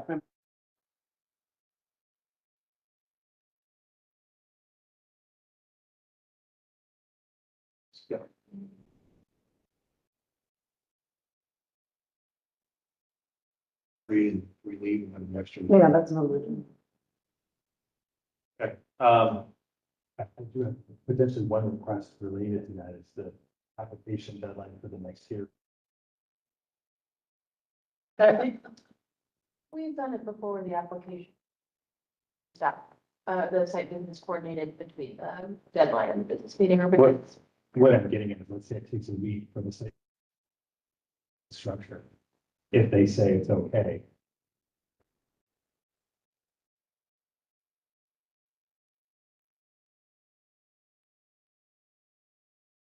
It's up to staff. Oh, I see I'm, what you're saying. I'm okay with it in the condition because they're waiting on us to give them the feedback. Not sure if that is feasible for staff to.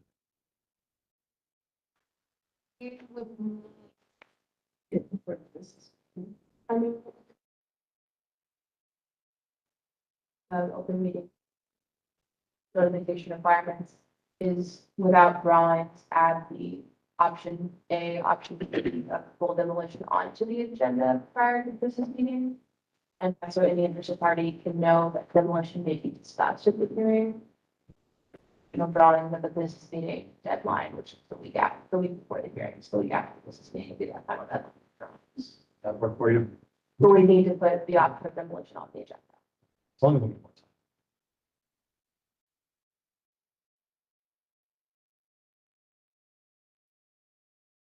I think in this situation, because it's waiting on us, I'm okay.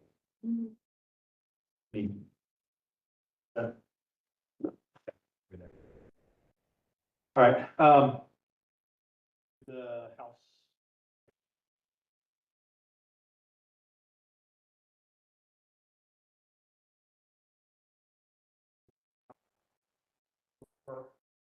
So reviewing the guidelines, talking about additions. Guidelines say the style, size, historic character and context of the existing building, no structure should be taken into consideration. We'll jump to the cladding later. Additions should be set well back from the principal face of the historic structure, typically in excess of halfway. I think this does that. Addition should not substantially alter the existing streetscape from any elevations. I think we can talk about that. Should not hide the original structure from any view angle. That's kind of ambiguous in the guidelines because then turn around and give examples of stuff that does not comply with that. So I think that's open to conversation. Scale and proportion, smaller than the historic building, not to exceed the total size of the historic structure. This is 3 times the size of the original house. Just the house was roughly 500 square feet. This is 1,500 square feet. I think that is a topic of conversation. Just point, And which is the part you're keeping, right? where I'm also keeping. I was gonna bring that up because Yeah. you weren't, I thought we had discussed, Taking that off. yeah. Well, I'm taking the vestibule, not, in that elevation, if you go back one. This is the original piece here. That's the original eave. This piece is set back, Okay. okay? So the only facade that I'm obscuring is the secondary facade of the secondary element. Yeah, and I get that. I'm going back to the size piece. Okay, even with that, you're twice the size of the original thing, if not more, 2.5 times. Shorter than the historic building, yeah. Lower than the overall height, yeah. Additional highest point, lower than the historic highest point, yes. Narrow and shallower than the historic structure, absolutely no way. We would see the width and depth of the building, the existing building, on big terms. Long shot, steps in from the wall to the historic structure. Yeah, we could argue that, but you do it back and then you come around. Lengths do not exceed the historic length. You really exceed the historic.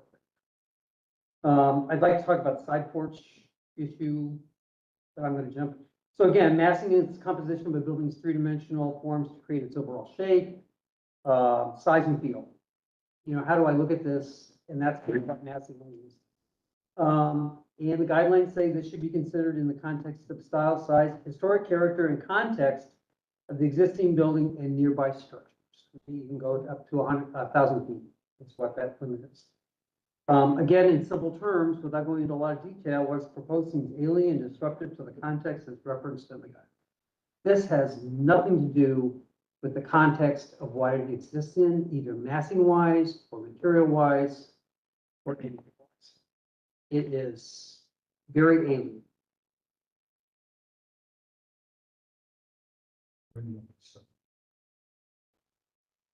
Review would like to say. Okay. Going back through your list, definitely feel, I came on with my own. Bring up the connector, but clearly the guidelines allow additions without connectors. Yeah. In my opinion, the addition is set well back from the principal side. Frankly, I focus on giving you the secondary side. And it's entirely. Clearly vision subservient and height. Oh, and vertical. The addition is also trying to be vertical, but is being set back well from the street. Respect to the ratio. So,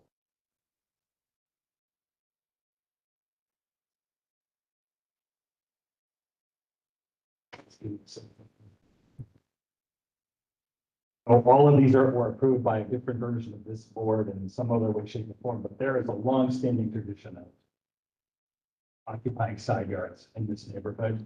Not argue with that. Yep. And your comment about width.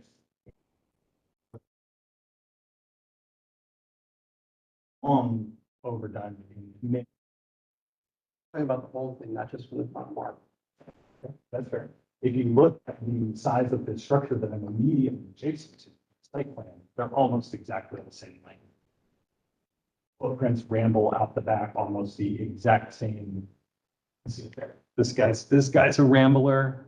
I'm rambling back almost exactly to the same point. I'm hugging the exact same party wall to try to make it so that it's almost impossible to see it from the street. I think it's perfectly appropriate in terms of the way that it's been cited and masked. Everything is low, everything is tucked in. We're being masked by massive primary structures on the corner lots, one lot away. So your massing is not similar to what's there. You've got hips and gable roots, you've got butterfly roots, which are mid-century references. basically saying the addition may have a pitch from the main structure. I don't know how you can be more preservation sensitive. Do something completely different. Still needs to read as part of the context that's there. So you can do both. It doesn't have to be this solution.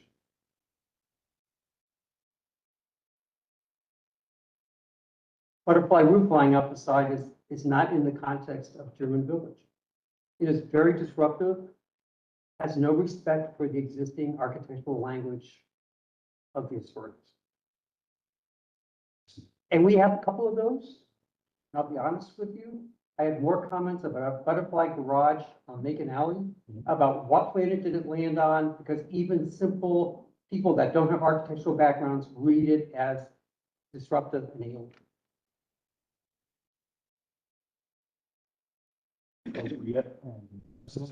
When they're subservient to the slope of the existing building, this is an exact, you are using it as an element that is an exact opposition to the massing that's there, which is not sympathetic. And that's fine. I'm just disagreeing with it. I don't think it needs skylights. And I get why you're doing it. Don't think it needs the skylights. I disagree. I think it needs the black and white definition. It's not the kind.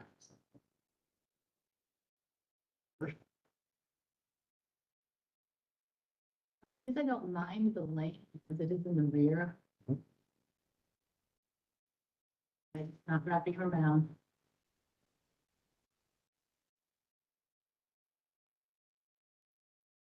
Last time didn't bother me that much because it was set back and it's really narrow in front.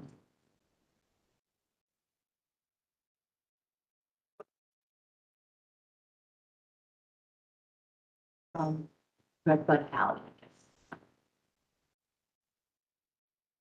Oh, you're talking about in the side yard? Yes. I did not send them one on the side yard. The tower, if you look at the overall view, is like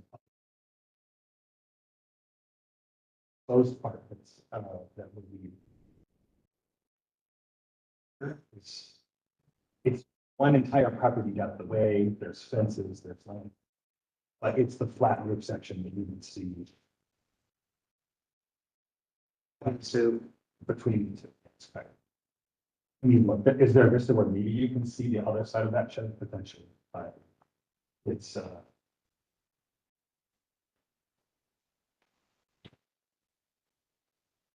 it's really tough for them.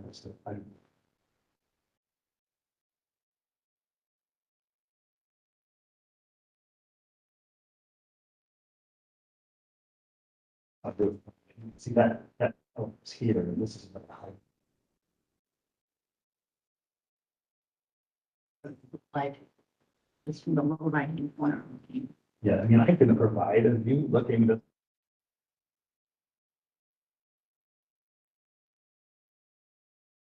Look at it. And that was my biggest concern, when I looked at this, was that's one of the biggest, Thurman view, this Jaeger view. Street view, if you go around the corner, there's a tree in the back, house up on Thurman, missing.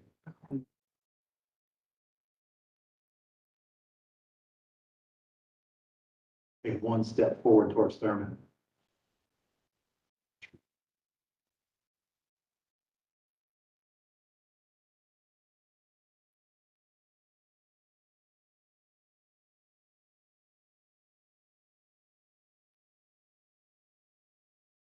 That's the view you're gonna get straight back into it. Please not there.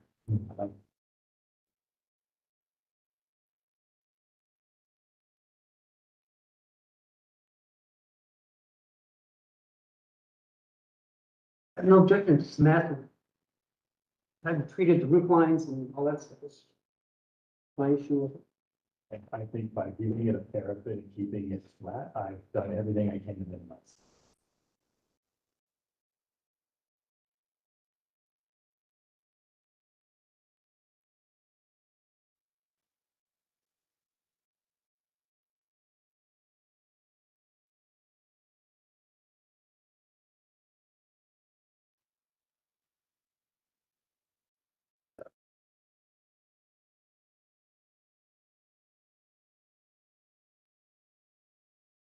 Outside, the existing house is the second floor.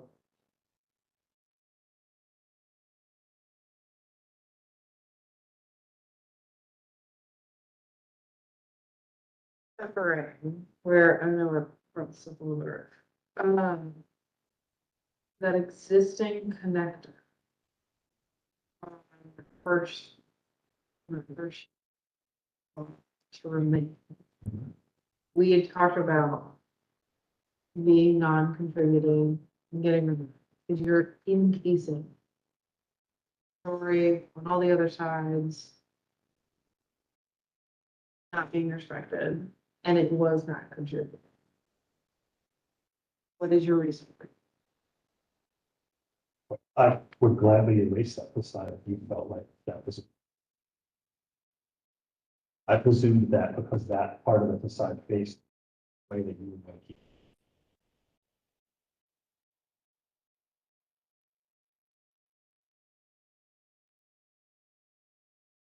That's not important to you, then we'll take the site.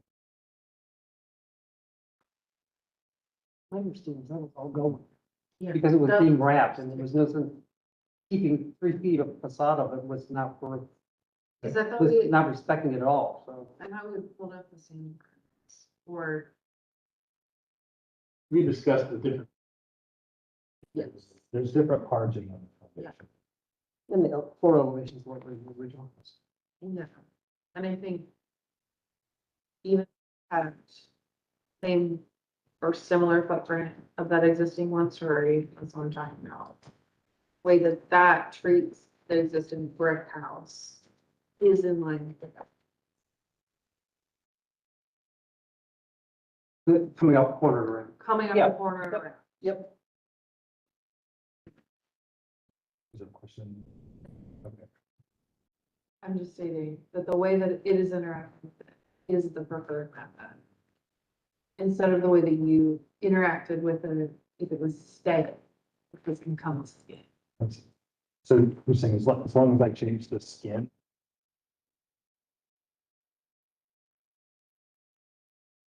Is that your Yeah, comment? Yes, you can.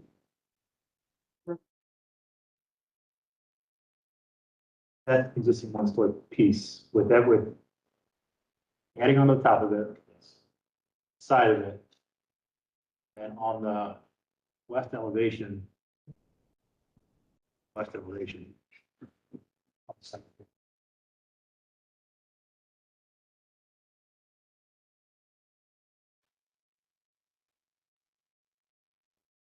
okay, I see now. Okay, moving on for second floor, Yeah.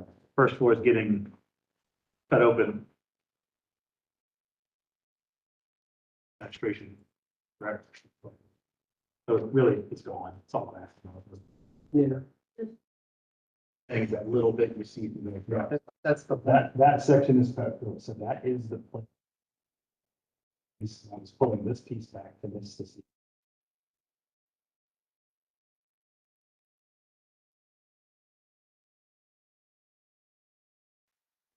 Here's the extent of this. And this is the section.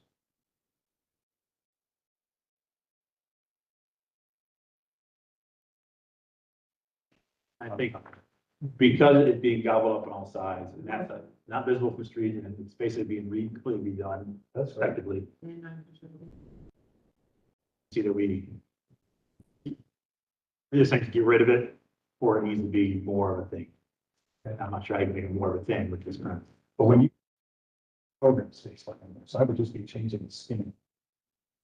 Rather than having this quilt actually.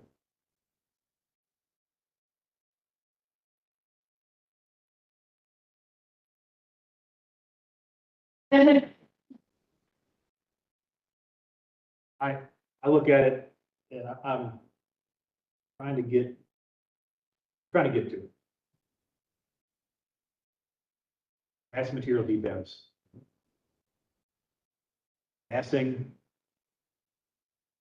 I put roof lines into the category of massing Absolutely, yeah, absolutely. to be, or pitches being opposite. It's not really, it's not mimicking a shed. It's the alternative to a shed, the opposite of a shed kind of roof.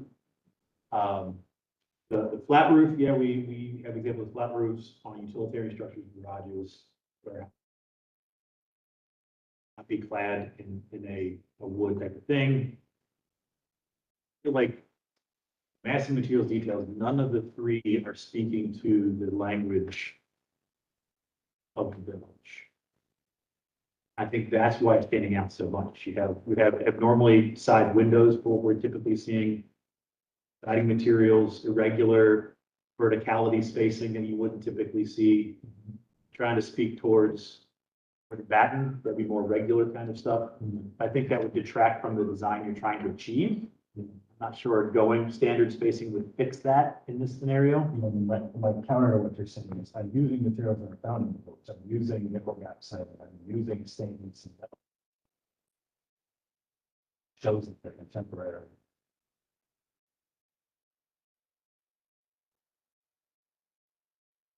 I don't think there's anything wrong with changing the.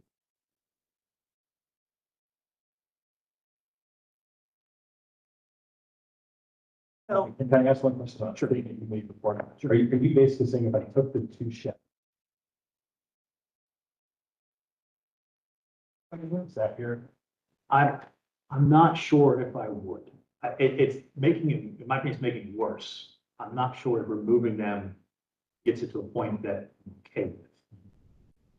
Try to do some sketches here just to try to get my mind around it. I think it would make that front facade less jarring to not have that roof pitch opposite of something.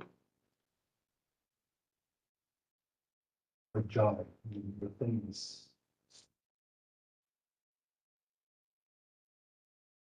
Of course, it says, Yeah, but it's definitely a stop, turn and look back. It's not a. it doesn't matter whether you stop turning, you're driving by at 60 miles an hour mark, still see it in its position and how it's comprehended with the existing road. I think what, not an architect here, but looking at the elevation, you have roof.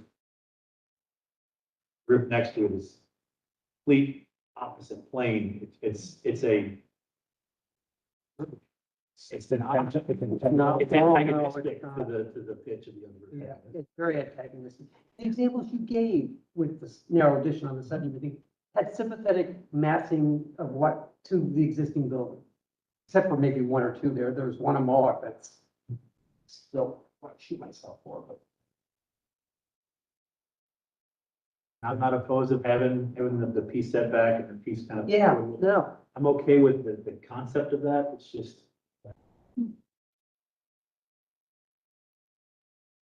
Not the language. It's aggressive. I understand your Very. comment. Can I ask why at this the first meeting it said that the roof lines?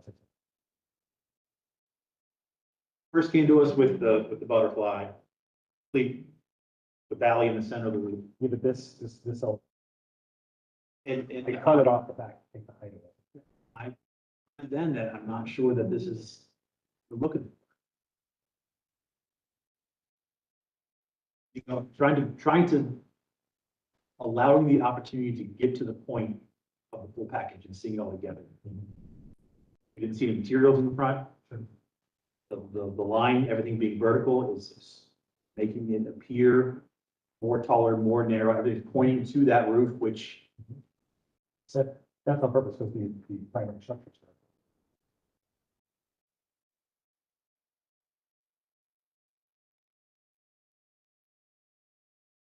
Towards the original application. With that in mind, would the commission like to offer maybe a list of final recommendations for the next set of drawings that are submitted? In the next three. I think it's the appropriate thing to do. Unless you're getting anything else out of this conversation from us.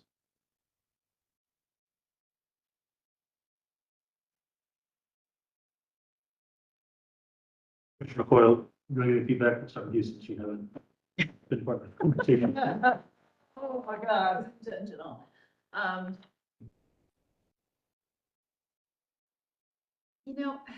guess honestly, I'm not as bothered by the pitch of the roof on that south elevation. But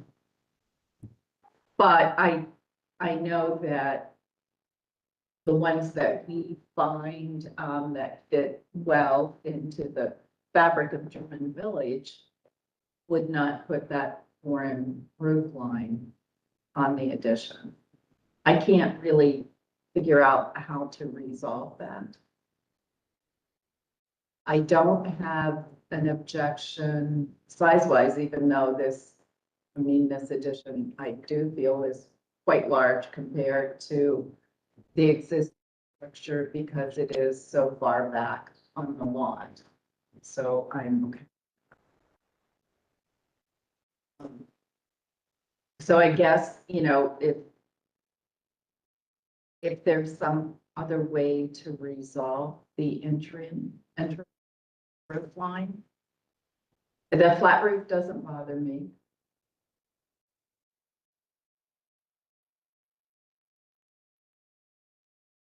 Vertical lines and black. I see them, except the vision that this is gonna be the black structure. Materials that should be proposed are black, It's not gonna Yeah. blend. which is a comment I made at last hearing as well.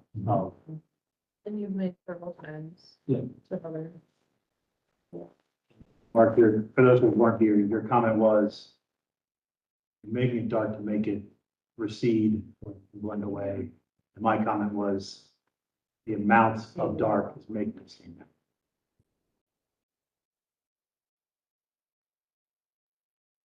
Orders on the title, that's why there's some highlighted. Oh, I support that. So, but no, I support that. Yeah. Photo of them to.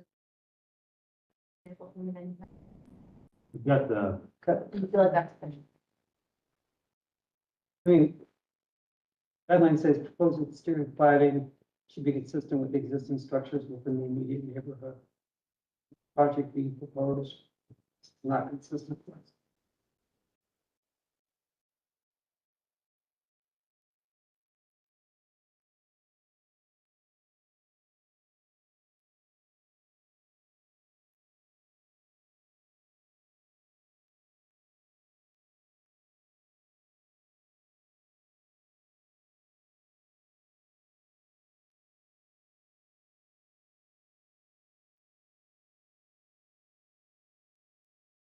There's the room contemporary. It's in the pantheon of. Doesn't have to be the site, it can be the massing. As long as the massing isn't antagonistic, but sympathetic to the existing. For what's around, so context. So you would see aggregation. My God, yeah, this one. I think it's too big. I can get away with it going back, but it's widened back. Guidelines don't talk to that or even support that. The massing is antagonistic to everything around it, and your use of materials and siding on it is the same thing. This is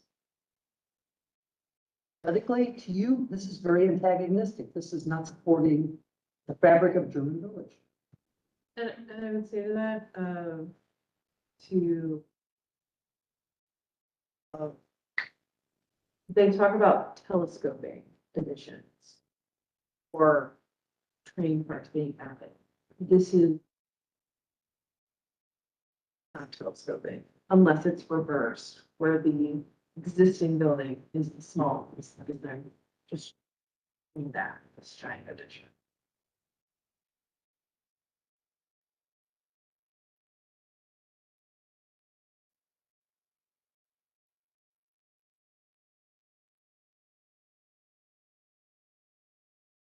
Are there any additional materials?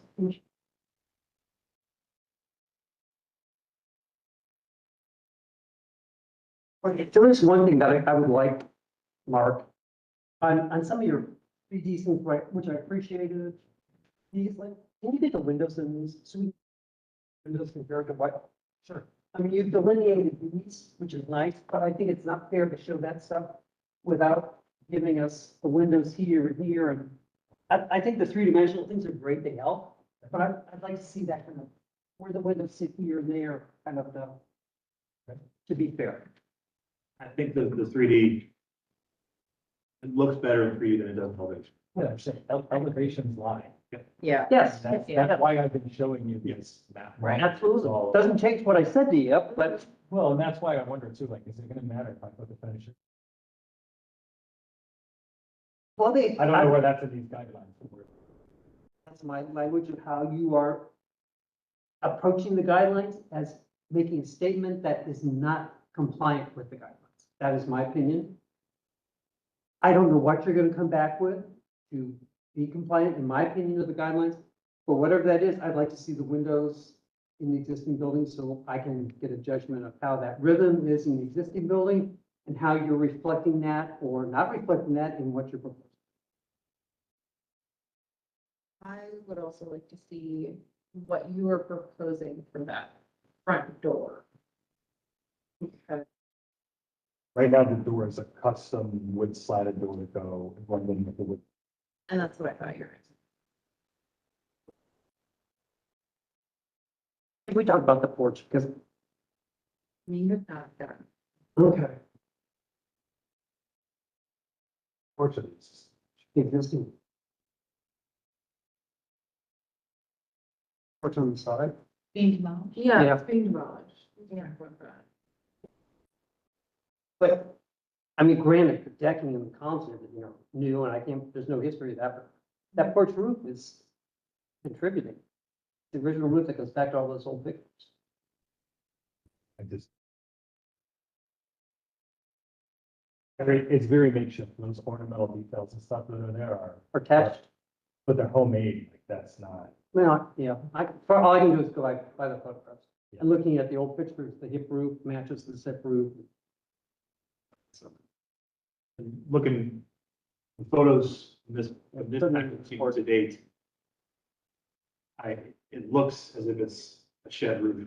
Then, I did note today, looking through it, up underneath, Yeah, it looks a bit more, but I've already been on the record to say that I don't think it's original. okay, It's not on the same one, so it's post 1920, okay.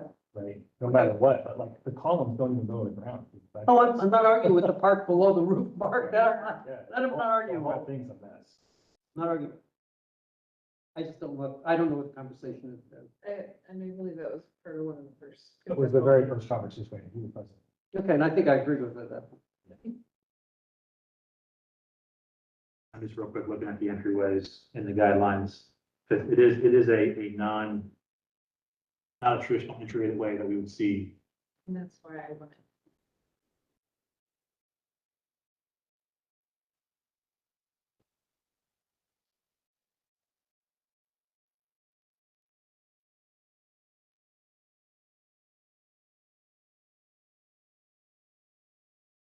Might be part of what's got me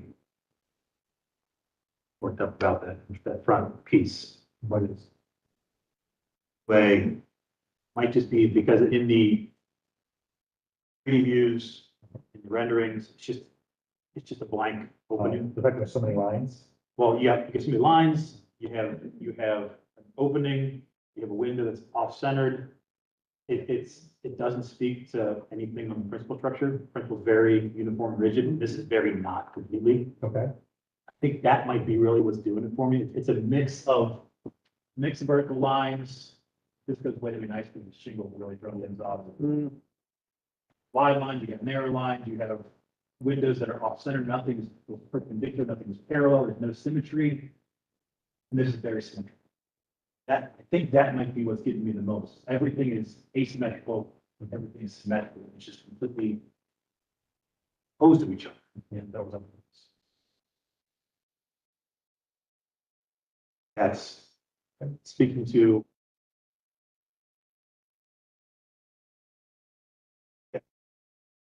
compatible with, not anti to.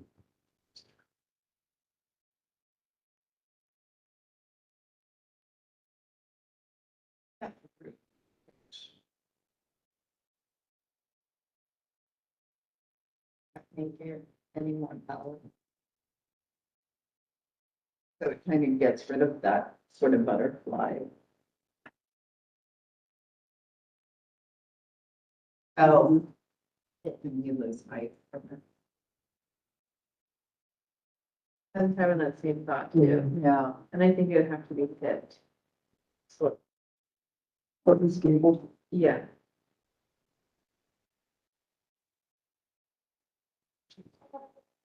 Public church. What is desired there? I just want to pitch that direction to keep the height away from that structure, it's the other structure. Yeah. I don't know that I have trouble, I don't know that it would bother her, but I don't necessarily think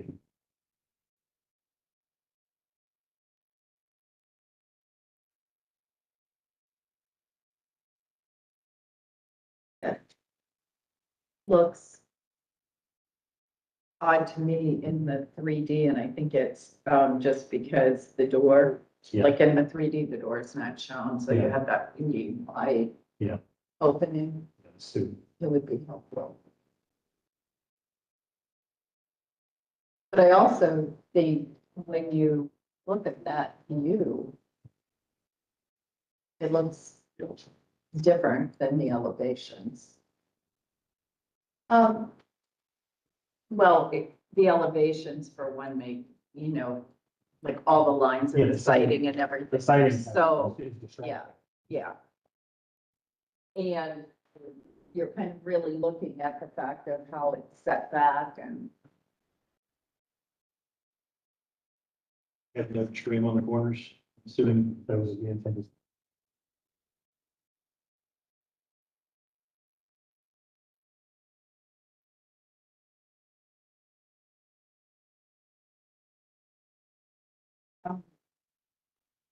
is it possible to actually, like, these that would represent the black, the siding versus, but the siding is so dark that that's where I get the idea behind it. part of the other worry with the dark materials is any detailing gonna wash out. It's just gonna look like a black. Will any of this stuff read through? And look at the precedent. It's just how.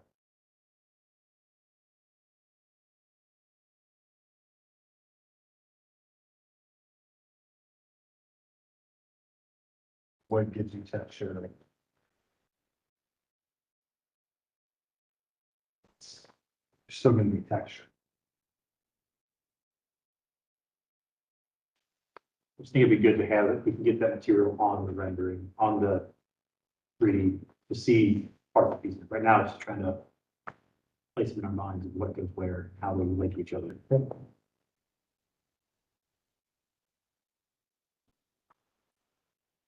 Anything else?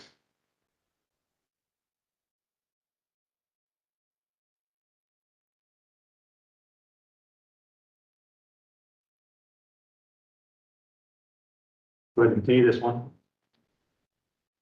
Mr. Chairman, on COA 2400419192 Thurman Avenue. I take that back, I'm sorry, I apologize. COA 2400418192 Thurman Avenue. Question on the motion? All those in favor? Aye. Against? Ayes have, the motion passes. And we are gonna set up a site visit. It's, I was continuing to know this is the new application. When you get new notice, new materials, or just want to, you'll need to like confirm with the officer. Just. Got it. I have just- that. If you have any issue uploading, just email them to us. I looked at it, VA Cemetery Chapel and yours is.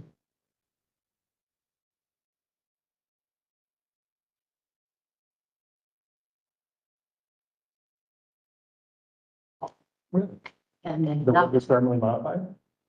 Or was it like- 250 Yeah, probably one. Oh, yeah, it's probably just cedar then. Yeah. Yeah, the version was redwood or cedar, and then the Yeah. peppers just loved it, and they replaced it. Yeah. Yeah, I'll bring you these. Or, I mean, that would be great. Let's get Real quick, get back to item 7, which was the variances.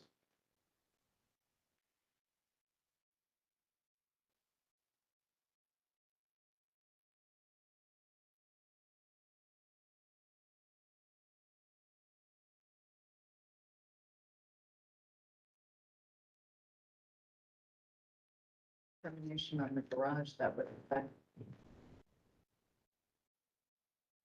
But if The variance of the side yard would, The side yards would change, but I guess we still have control. The council variance. Or looks to work through that, so would like to not delay this if you don't want. If there's a funny.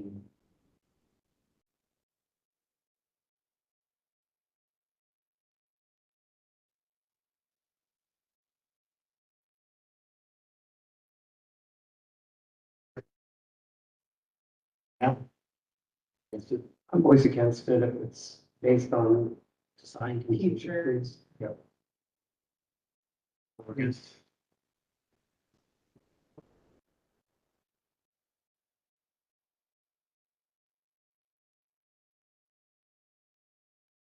I'll limit them, but I guess precedents have done.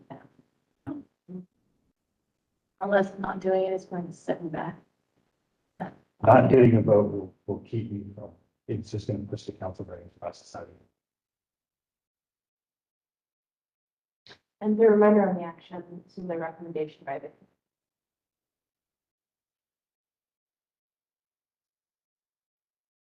Council read the comments that we make on it. Yes. There's enough. So, That's what I'm just asking for you to give.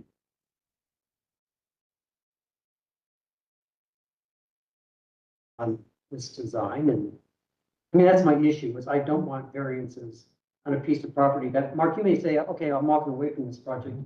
The owner's walking away from this project but we've given variances that no longer are required. That's always my concern.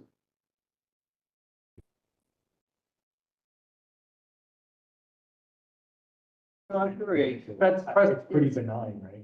it's benign here, but it's precedence. That's my issue. I understand your concern. I just assume not, let's just begin the next year. Goal is to start construction in March, and I'm. In February, then they'll all get.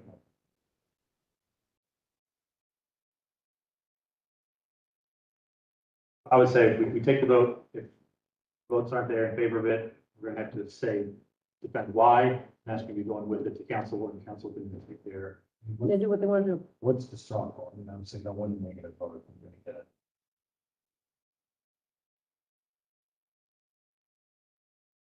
I've gotten okay. Yes.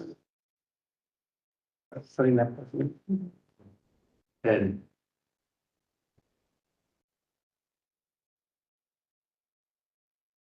that is you, but I think what is being asked for is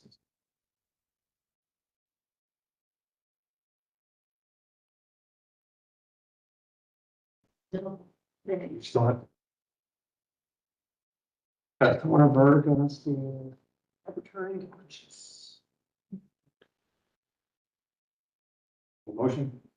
On item COA 2400419-192 Thurman Avenue, I move to recommend the variance request. Questions on the motion? Favor? Against? Aye. Motion passes.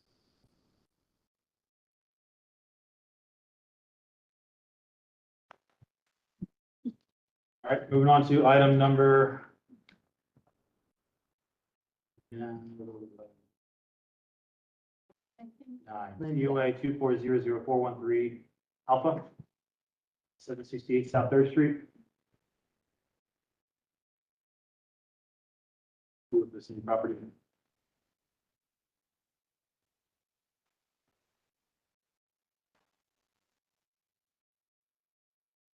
So, raise your hand, you swear to tell the truth, the whole truth, and the truth. I do. Okay. Juliet Fuller. Nick? The applicant would like an action on part A and taking the. So that is why you have an A. This first one is their request for action for a variance recommendation of West. For A. Got it done as 9 and 10, not even. So. Yeah. It's Yeah. application item 9. Oh. 400.413A. Hey, gotcha. Okay, good. All right, thank you. Sorry, didn't mean to. That is 3332.21 building line. Reduce the building line from 10 feet to 0 feet, which is existing drawing along South Third Street, which is existing. 3 feet maximum side yard required to allow the maximum side yard of 6.7. 10.2 feet, which is existing drawing, which is existing. 3332. Required to allow the minimum side yard 0.76 feet on the north of the existing house, which is existing. At the garage to allow out. And then allowable garage height from 15 feet to 22. And the garage to allow applicable base for second floor slash garage. On staff analysis of the November goods meeting, the commission materials, the commission has expressed hesitancy to recommend variances without effort. HBO staff has identified no major concern with the variances with the garage design and height. Until required for the commission at a hearing. HBO staff would recommend the commission focus their conversation on the height of the garage appropriate on the South Street and really structure on the lot. Staff recommendation is that the commission recommend the variance as. And the human will check. Applicants 1, 2, 3 for all one. The design is what part B is. We want to talk about the design first. We're gonna want to, just real quick though, for the variances, the first 3, Oh, all the other things. Yeah. Go to the second 2, which is about the garage height, and about having those. Yes.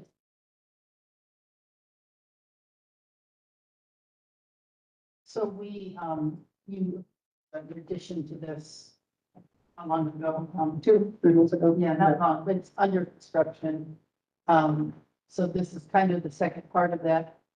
She's just looking for her office, for her construction, her home office. She just wants kind of outside the house, because dirty, messy, that kind of thing, you know. Privacy. So it's literally just going to be an office for her. It has power. And that's it. I did do a survey of the height of all the buildings along the Zell and calculated the average height. I think I thought I submitted that to you. And I think it was 23 feet was the average height of the houses. There was a lot of discussion with the city of Columbus on the Zell. Because, you know, is it a street, is it an alley, kind of thing. Ultimately, it was determined that it is an alley because of the width. Anything less than 35 feet is considered an alley. So otherwise, we would have needed front yard setbacks. We don't need that. Your number now, I thought it was 20 feet. And, 20 feet less. a street is 35, an alley is 20. So I think of Lizelle, especially in this section, a little bit of a combination of both. If you include a lot of pictures, there's garages, there's carriage houses, and then there's single family homes that face them. Like a little block of. So, on the drawing that's up there right now, the top 2 rows are what you approved before. It's not looking rated, but it's not. It's just, and then basically the 3rd row is the existing building and with the new building next to it to scale. And then in the bottom row, I just did all 4 elevations of the garage / office space. Does have a long truck too, so that was part of the dimension. But really the actual variance, we didn't need any variances on the first edition. And these variances, minor, just, because it's only a garage and it doesn't have a kitchen, or because it's just an office and it doesn't have a kitchen and it doesn't have, a full bathroom, you're only, it's just living space.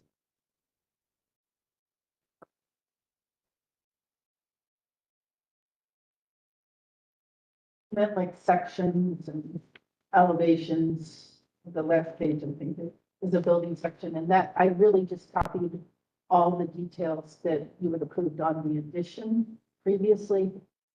Overhang detail, say gutters, she prefers wood siding, so we always do wood siding.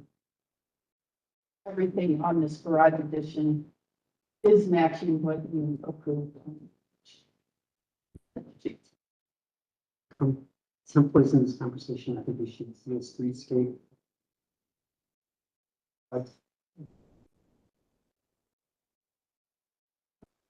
Commissioner, we don't-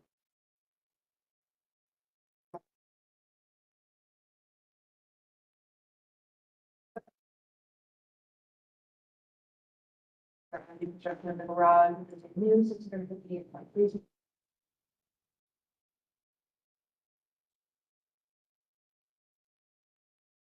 Two garage doors. I've been a member of business. I with the design, and just focusing on the height. Or the, landscape. HSF do know that for action, this would need final building materials. Windows, doors, light fixtures, all of those. I think we do have some of those. I think that's on there, because we covered, you should have a.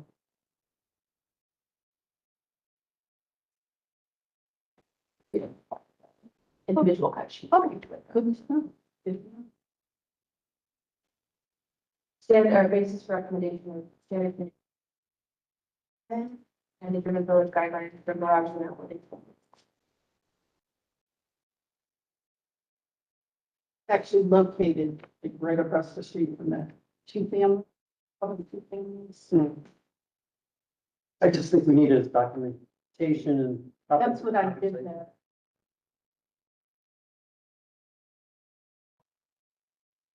There. Yeah, that's what I did there, is I went in. I think it's in the various structures.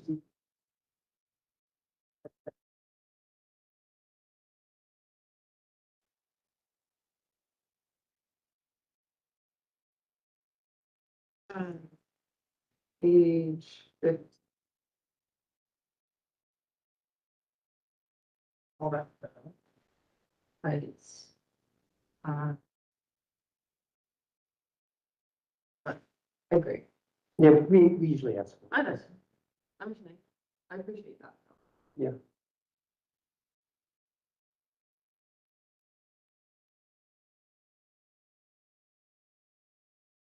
And the rendering on this page has the approved design for the addition adjacent.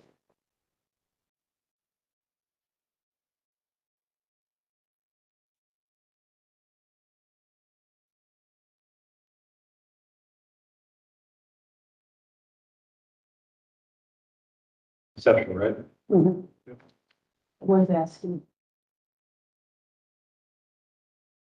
Comments? Posted? I'd just like to say relative to the context, was that just, be okay?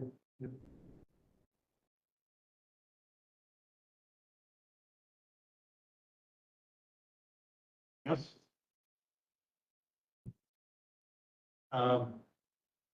Knowing that the variances are simply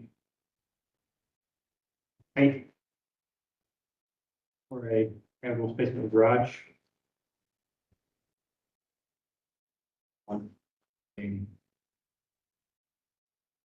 House space and height.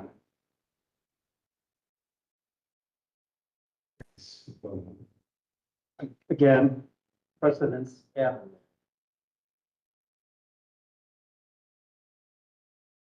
My one concern about this one versus the previous one is this is got an official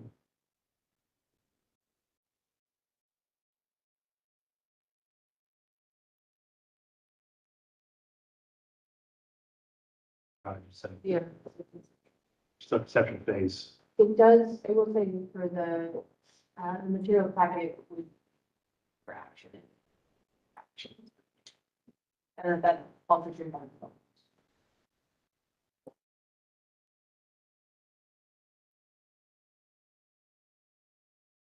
So I'm gonna just, I think that this. I think it doesn't address like the buildings across the street. I guess I think I'm asking for both. Okay. Yeah, I really am. Okay. I think that's fair in any of these, like these. I just thought with the height in the picture. Yeah, and if we get new construction, I think it's a fair question of the commission Okay. to ask for what's adjacent so many feet and what's across the street so many feet, so we get a good idea. And Julie, that's also in the documentation of the application going forward. And 5 years down the road, some new owner or somebody wants to do something with it, the commission can go back and take a look and, hey, this is what was there at the time, we understand what. I was hoping the list Yeah, I appreciate that. a little less mobile right now. It's a little hard. Understand.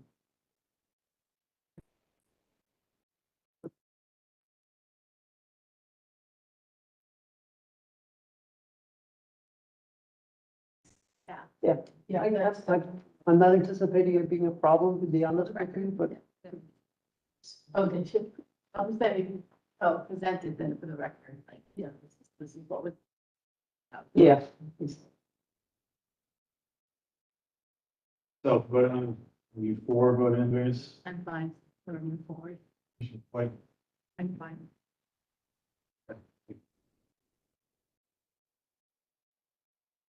No, an item COA 24004138. I move to approve ratify the variances, or recommend the variances as submitted. we got a second. Any questions on that motion? All those in favor? Aye. Against? Aye. That motion passes.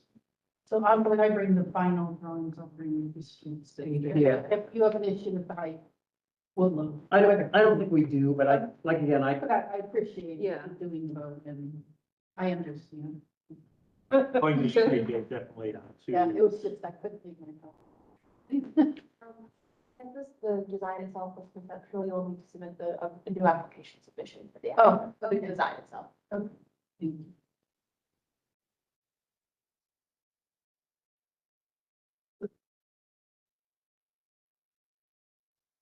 Thank you. Extra linear. I mean, she always has the same lights. Okay. Thank you very much. On to item 11, COA 2400337306 East Sycamore. On this one, the, owner asked staff to represent the application, but I, would ask because the application Make is it well first. cleared out with them. Okay, sure.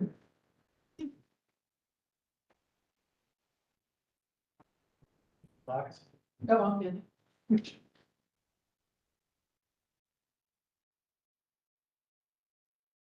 All right, agenda item 12. COA 2400359195 Lansing Street. There. So, raise your right hands. Swear to tell the truth, all truth, nothing but the truth. It is. Your name? You? Thank you. We don't have.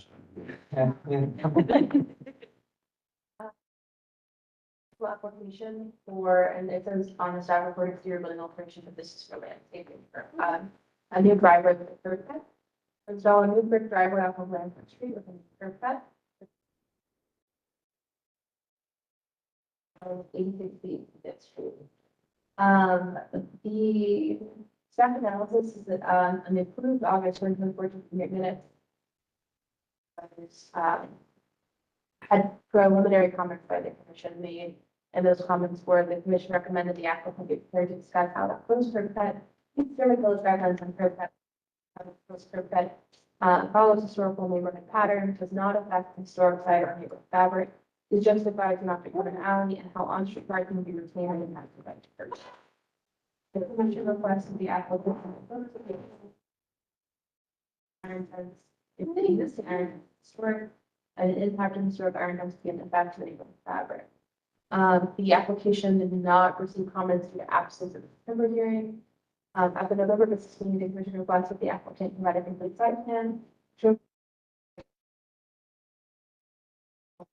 all previous materials into this plot, just add this collection of photos that were absent from this was from providing files. Staff recommendation system got tool, so design feedback can be utilized by the applicant to further refine proposal. Basis for recommendations, we have very one victim. And the human village guidelines to govern the pattern. And the guidelines for walk, sidewalks, driveways, patios, and parking lots, is 125. 135, human village guidelines in terms of the walls, 2, 3. Anything else to add? We're pretty much open to like whatever we do. Challenge of the fence and the curb cut as well. So we're pretty much like open to what we can get done. The biggest concern is like the new building going in 2025. It was like over 400, Oh, the building down. 400 people around, but 200 from like parking spaces. So we're just trying to stay ahead of the curve with that. Yeah, I believe it's May 25, when the permit would be required. Just having a guaranteed spot. Sure. So let me read what the guidelines say, and we're getting a curb cut's difficult. New curb cut drive follow historical neighborhood patterns. Historic site or neighborhood fabric is not affected. New curb cut is preferred from an alley. No elimination of any on-street parking. Pedestrian flow not impeded. I don't think you got that problem because you don't have a sidewalk. Slope apron should not be part of the sidewalk. Again, not a problem. There is one curb cut at Fifth. The house on Fifth has got a curb cut in the back of an alley. Going the other direction, another block over, there's one or two, and then beyond that, there's a whole bunch going down that way. Beyond, I believe, Third.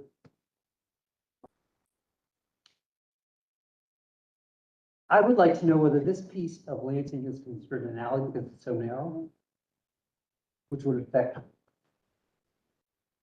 the decision. I'm looking at. Would it be just by like with Lansing Street versus making alley into minutes? So And you weren't in here for the previous conversation about, I've been popping in and out. Yeah, no. But, and in the previous, it made a point of a street is 35 feet right away, now it's 20. So if this is legally determined to be an alley, that makes it a little easier for us. I believe it's driveway is 20 feet. Right. Now, what the actual is, there's a question. So Yeah. block,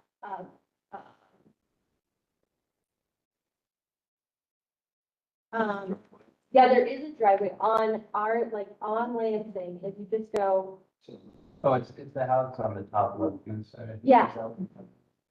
behind them. There is a driveway that they have. Is it frozen? No, Or, sorry, they were, when I went virtually driving down Lansing, there's a bunch of driveways on the opposite side of your street, down Lansing. There is one on your side, a block away. don't tell me that it's the same. That one there is on us. Blocks of direction. At the door inside.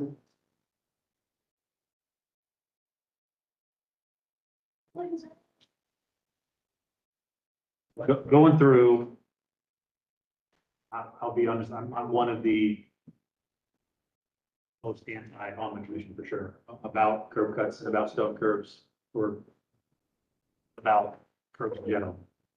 So I'll probably be the biggest naysayer. The rest can do theirs.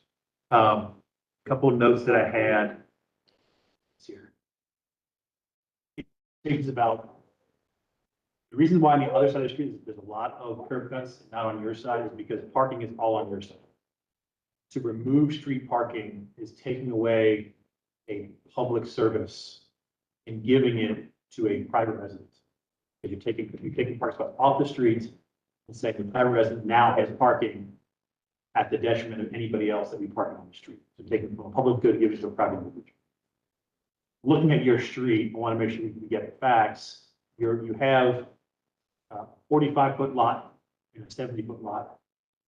Then you have about 4 feet, one end of your block for sidewalk and tree lawn, and about 1 foot past your house to the property, to the right of way. So effectively, you have 120-foot block, which is typical length, which would allow for 4 cars of parking legally, because you have a 20-foot setback from the street curb to where you can start parking. Then you have 4 spots and then 20 feet to the next curb. So you have 4 effective currently on your block. Your proposed setback, take it 32 feet that you mentioned, subtract out that 20 where you can't park already. That's 12 feet plus your 10-foot drive, plus a 1-foot flare on the edge of your driveway, plus the 5-foot setback. You can't park within 5 feet of a driveway legally. We all do. So essentially, you're eliminating 28 feet of parkable space, and at a 20-foot length for a parking spot, you're taking 2 cars off, 2 parking spots off the street. And you're putting 1 spot on your property. So effectively, you're taking 2 away from the public, giving 1 back to the resident. That's not taking into account any kind of legal requirements for parking pads to be set back from the right of way. You've got the 20-foot turn radius because the width of the alley or the street or whatever it's going to be. City code, I need to talk to the city code folks about this. But typically you're allowed, there's a 25-foot setback, which is mitigated if your house is closer than 25 feet to the right of way, but even then it can't be less than 10 feet back. Technically per the code, I need that interpreted by the city. So if that's the case, your 20-foot parking space has to be 30 feet to get it to meet the city code. They've taken up that entire backyard for the parking. So that's where I'm coming from, is at a minimum, taking away 2 public spaces for 1 private space. The net loss of 1 total, but net loss of 2 to the public. And the destruction of the historic curb. Fence is not historic, that looks like a newer fence. Like 2009. Yeah, not worried about that, but it's the stone curbs that I'm the most concerned about, beyond the parking. So that's where I'm coming from. The rest of the pictures. And Chairman's correct about the parking too, because that is part of the code. I'm sympathetic. I don't have off-street parking reliably. That sliding gate that gets blocked after 9 o'clock every day. Yeah. No way, like go around it at all. What's considered an alley or, I mean, I get obviously where you're coming from, but. To me, unless the city says you can't park on that street, that alley, then the street problem goes away. You'd probably get by the stone curb issue with saying you're going to pull the stone curbs out, dig deeper and use the stone curbs to get your flares and your apron strip. But parking piece is really. But what if there was like that, like, we didn't necessarily want to do, but that, then, well, then this little net gain or loss in those places. To me, it's still taking 2 spots away from public parking space and giving it to a private. The guidelines say no elimination of any on-street parking. Every lot's different. You buy a lot on the opposite side of the street, opens it up, it just looks really nice.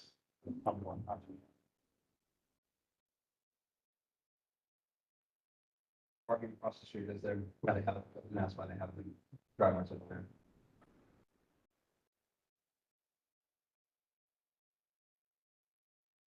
Plus this intersection.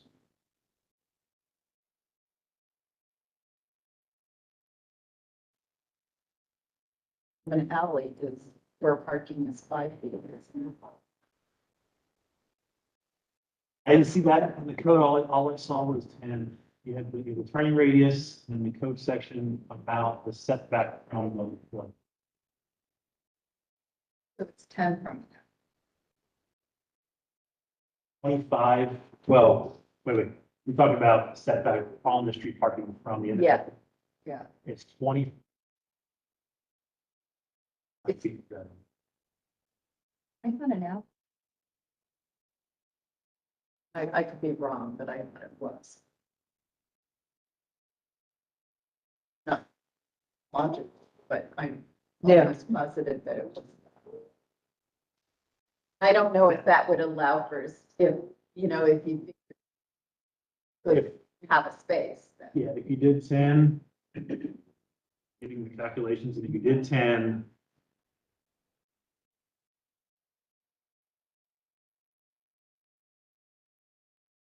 I think the 22 might just. Just that one part. 22 minus 1 for the flare. Oh, no, so you have 5 foot setback. From You the, get 15 feet, you would have legal parking space.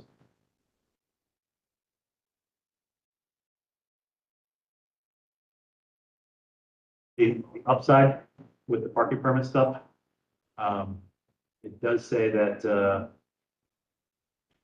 multifamilies built after 2008 are not eligible unless they're individually addressed for private entrance.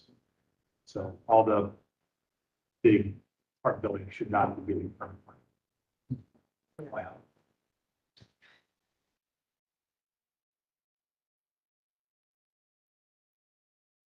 Unless And if they do, you know who to call. anybody else has any other thoughts on it, happy to take. Right. Fortunately. Well, thanks. All right. it helps, I park on the street too. You have representation here that relies on on-street parking. Thank you, guys. Yep. All right, back to item 11, COA 2400337-306 East Sycamore Street. Yes, this is.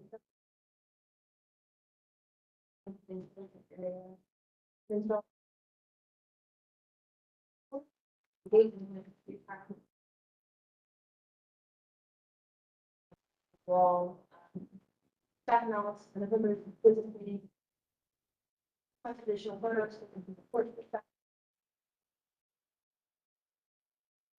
That's an idea of height.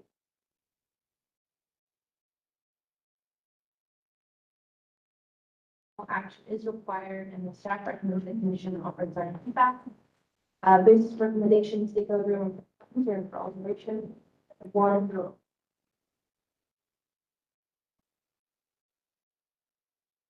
Exterior consideration of further the wall, 1 through 8. This application. Staff, which is take up the action, present. We did submit a sort of top line, the top part of the wood wall structure. This is where with like a short metal iron fetch structure placed, so it's the line with it. The 25.5-inch metal fence will bring the height.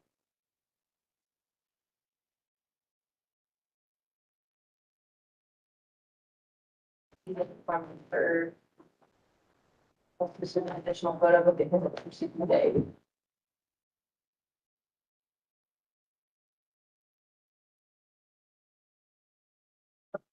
Additional height, Smart.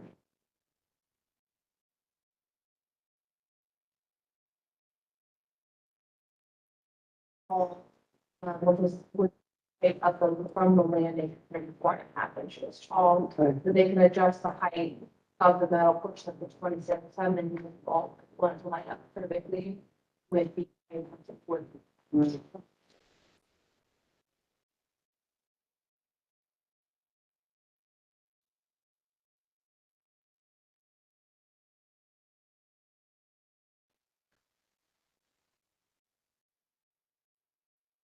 I have the spacing of the spindles. All they give us is spacing of where the latch mechanism is. We want to have that be regular spacing and not a bunch of.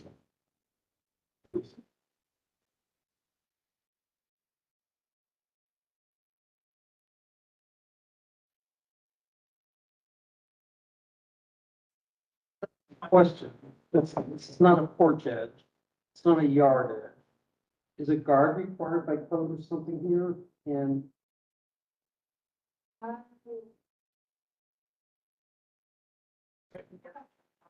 The security. that situation going in, and this is a bad solution.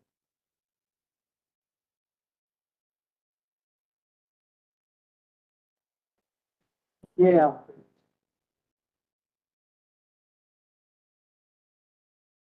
Right prior to. this is the church.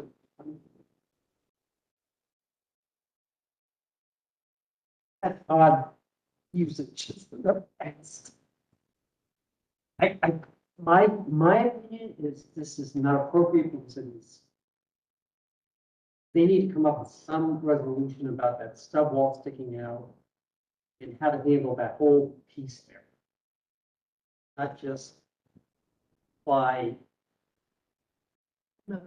another material and kind of a stopgap measure that's going to become permanent.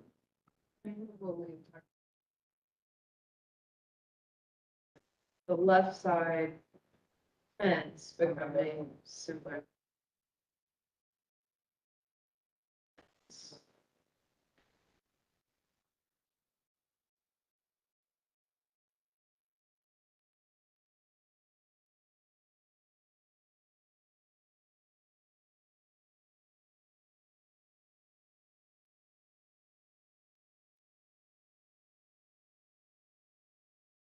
I would just imagine more of the language.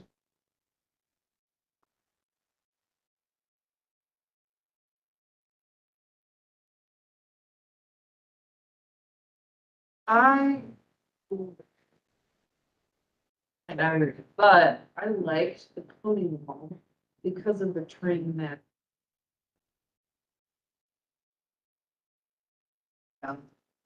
So building on top of that, something that. It's just a nice touch. So it could be that fencing and like the whole thing could be wood. That what you're saying, it's a wooden gate and a system now. I'm not with it. This is a porch enclosure. I would assume that that pony wall is there, is meant, originally meant to be an expression of the porch. Was, then the handrail should be a porch. Mhm. If we're not treating that as an extension of the porch, I say, to me, it should go away. That's, and you carry that through. Yep. I don't, to me, I don't care if the landing makes you stand and your waist at the top of the fence. Yeah. It's all about the outside appearance, not the inside appearance. Yeah. With the pony wall, then again, the pony wall, it's not a porch anymore. Was that pony wall the edge of the porch at some time, or was it the side of the stairs? I mean. I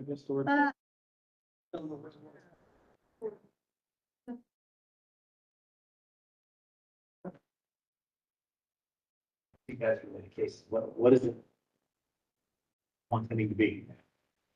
Right, it's still there. I was just making sure we didn't dismiss it.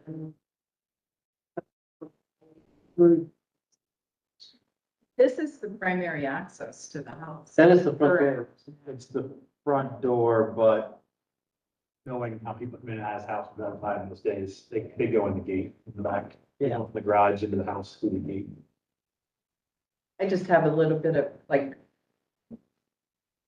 That was a porch and it is essentially the front door, like having an opaque wood fence in front of it seems odd.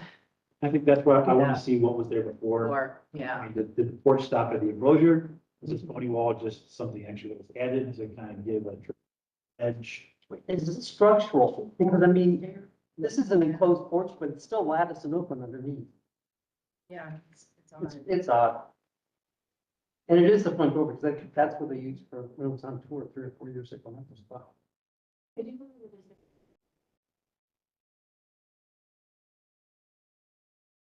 Or do you want, like, besides the materials from staff, to be added, would you like something else for them to submit? And then I suggest have a conceptual conversation with us.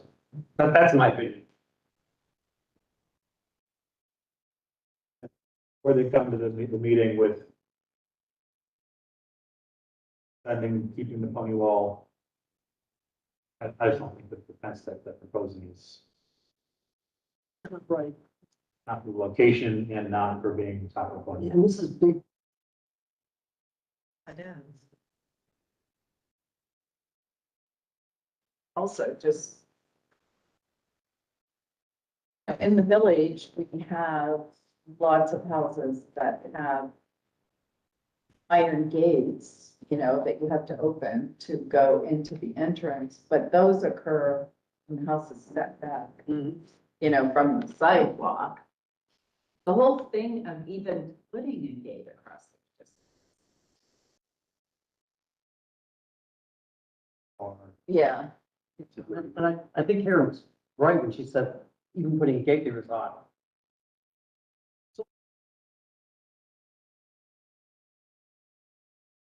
from the applicant.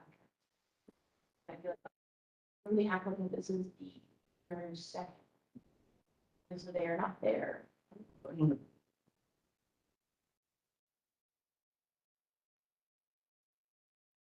That's all I want, so it's in the email from her that it's not. You know.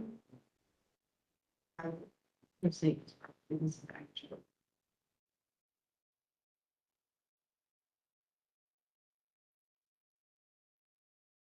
Yeah. Exactly.